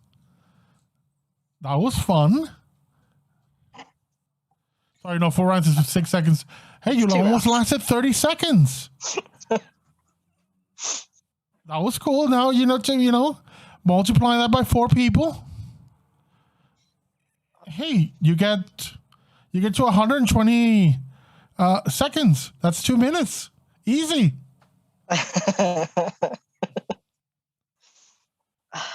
I wasn't holding back anything. I promise. Not at all. Errol gives him the side eyes, but was like, of course he was holding back. Well, for the record, this is 1120 character. I don't think I learned much. I think they did. Try not to get hit. Don't stand close to him. Fire bad. He learned something. Fire bad. Fire wasn't too bad, and then it was pretty bad. Yeah, it builds up, doesn't it? Yeah. Anywho, that was fun for me. Get back on my feet and hold out my hand to him. You take his hand and he actually pulls you up. Says, well, that's all I had for you. You girls can go back to whatever you were doing. Since I pulled you up for this, you basically have a free day. Those of you who have day jobs. Though, in fact, you know what I'm thinking? I'm actually going to make a mentor call here. You're all fired from your respective jobs. You're all going to do jobs from the board for 2 weeks. What? You all need to learn the secret lifestyle. I mean, Errol's picking it up. But, RaQui, you've been holed up in the morgue. You need to be out and about among the people. Join the community. So you're fired. I'm among people in the morgue just because they're not alive. Dead people. RaQui, come on. It'll be fun. It'll be good for you. It'll be good for the soul. Errol looks at Olo and gives him like a look. In fact, I have one job for you already. Isn't that amazing? You already have a gig. It pays 2,000 credits a pop.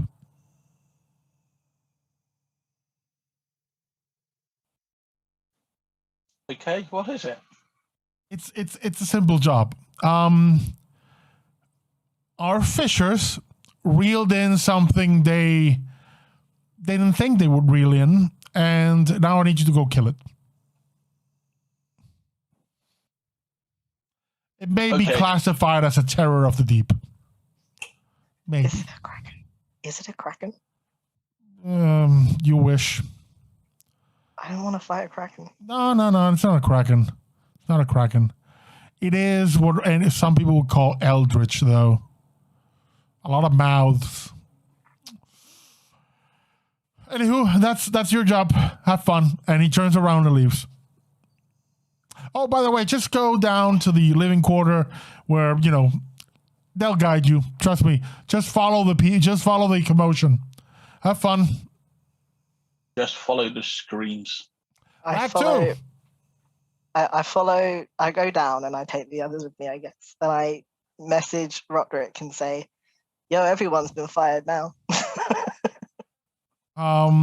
You get a message. I know. How do you always know? You ask him how he always knows? Yeah. He replies, I told that was my recommendation to Darbus. Oh, I won't tell Ricky. Don't worry, I will. You get a message from Roderick that says, hey, I got you fired. Love, Roderick. Errol texts him. As soon as Ricky looks at her phone, Errol texts him just the skull emoji. And then little flowers. He gets a response that says, go fuck yourself. Yeah, you get a response, or another response says, I love you too. And you get a message, it's just 2 weeks. Relax. I've never been fired before. Oh, you have. Congratulations. You arrive at the place, and there is a rather big commotion. And what you pull, what is there right now in containment, it looks like an octopus, like normal size octopus. Only its head is slightly larger, covered in eyes and mouths. And the tentacles end in clawed hands. And when it lifts the clawed hands, the little suckers are not suckers, they're mouths. Gee. Any idea what this thing is? You hear someone say, a fucking nightmare. That's what it is. And that's where we're going to leave our session.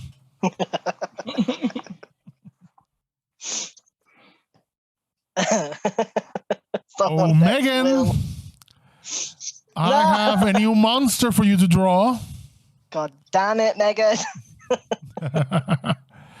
I know I already had you working on one. We're going to leave that one for later. Let's go with this one first. So that's going to be the end of our session. We'll be back next week, I think, with our new game where our party will experience what it's like being a seeker, fulfilling jobs for a wonderful crowd. You've already done fetch quests. You've done the murder investigation. Yeah. Now you need the obligatory monster extermination. It helps that if you don't kill this thing, it'll likely obliterate everything around it. Someone bigger than us will handle it if we don't. True, but this is the job you've been given. This is your problem now. The good thing is this brings you a step closer to being ready to be deployed to the place you actually want to get to, which is Cardis. Now you haven't leveled up. You've already done so fairly just a little while ago. So no, you still have a way to go before we let you roll HP and things again. So that's going to be the end of our session. Before we go, we'll go quickly around the room and everyone can angrily tell you who they are and who they were suffering as. And we'll go from there. Kat. It's not funny. Hi, I'm Kat. I have been playing Ricky, who has just been fired and is now devastated. Yeah, I'm gonna cry now until next session. Fortunately for you, you have something to take out that anger on. I do, yes, Errol. Me? What did I do? Mansplaining piece of shit. Speaking of, Nate, That's me. Hello. I'm Nate. I've been playing Errol Reminash, your craggling fighter, trying to learn things. And Ash. I'm Ash. I've been playing Olo, the Lightfoot halfling juggler. Yeah, he is the halfling juggalo.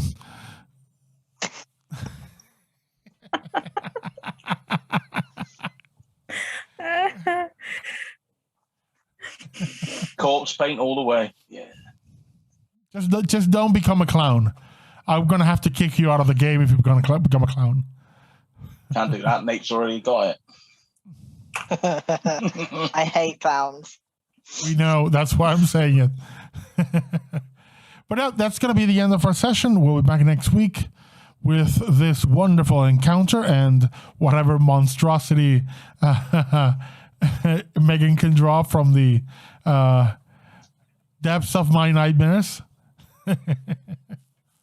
And we'll see where things go. Our characters are moving on to their new paths, finding new things to learn, and, make deals with gods. Maybe RaQui's the first. There's another one who's probably getting to a new thing to do. But yeah, we'll be back with the next episode in the story next week, and we'll see how it goes. Thank you all for coming.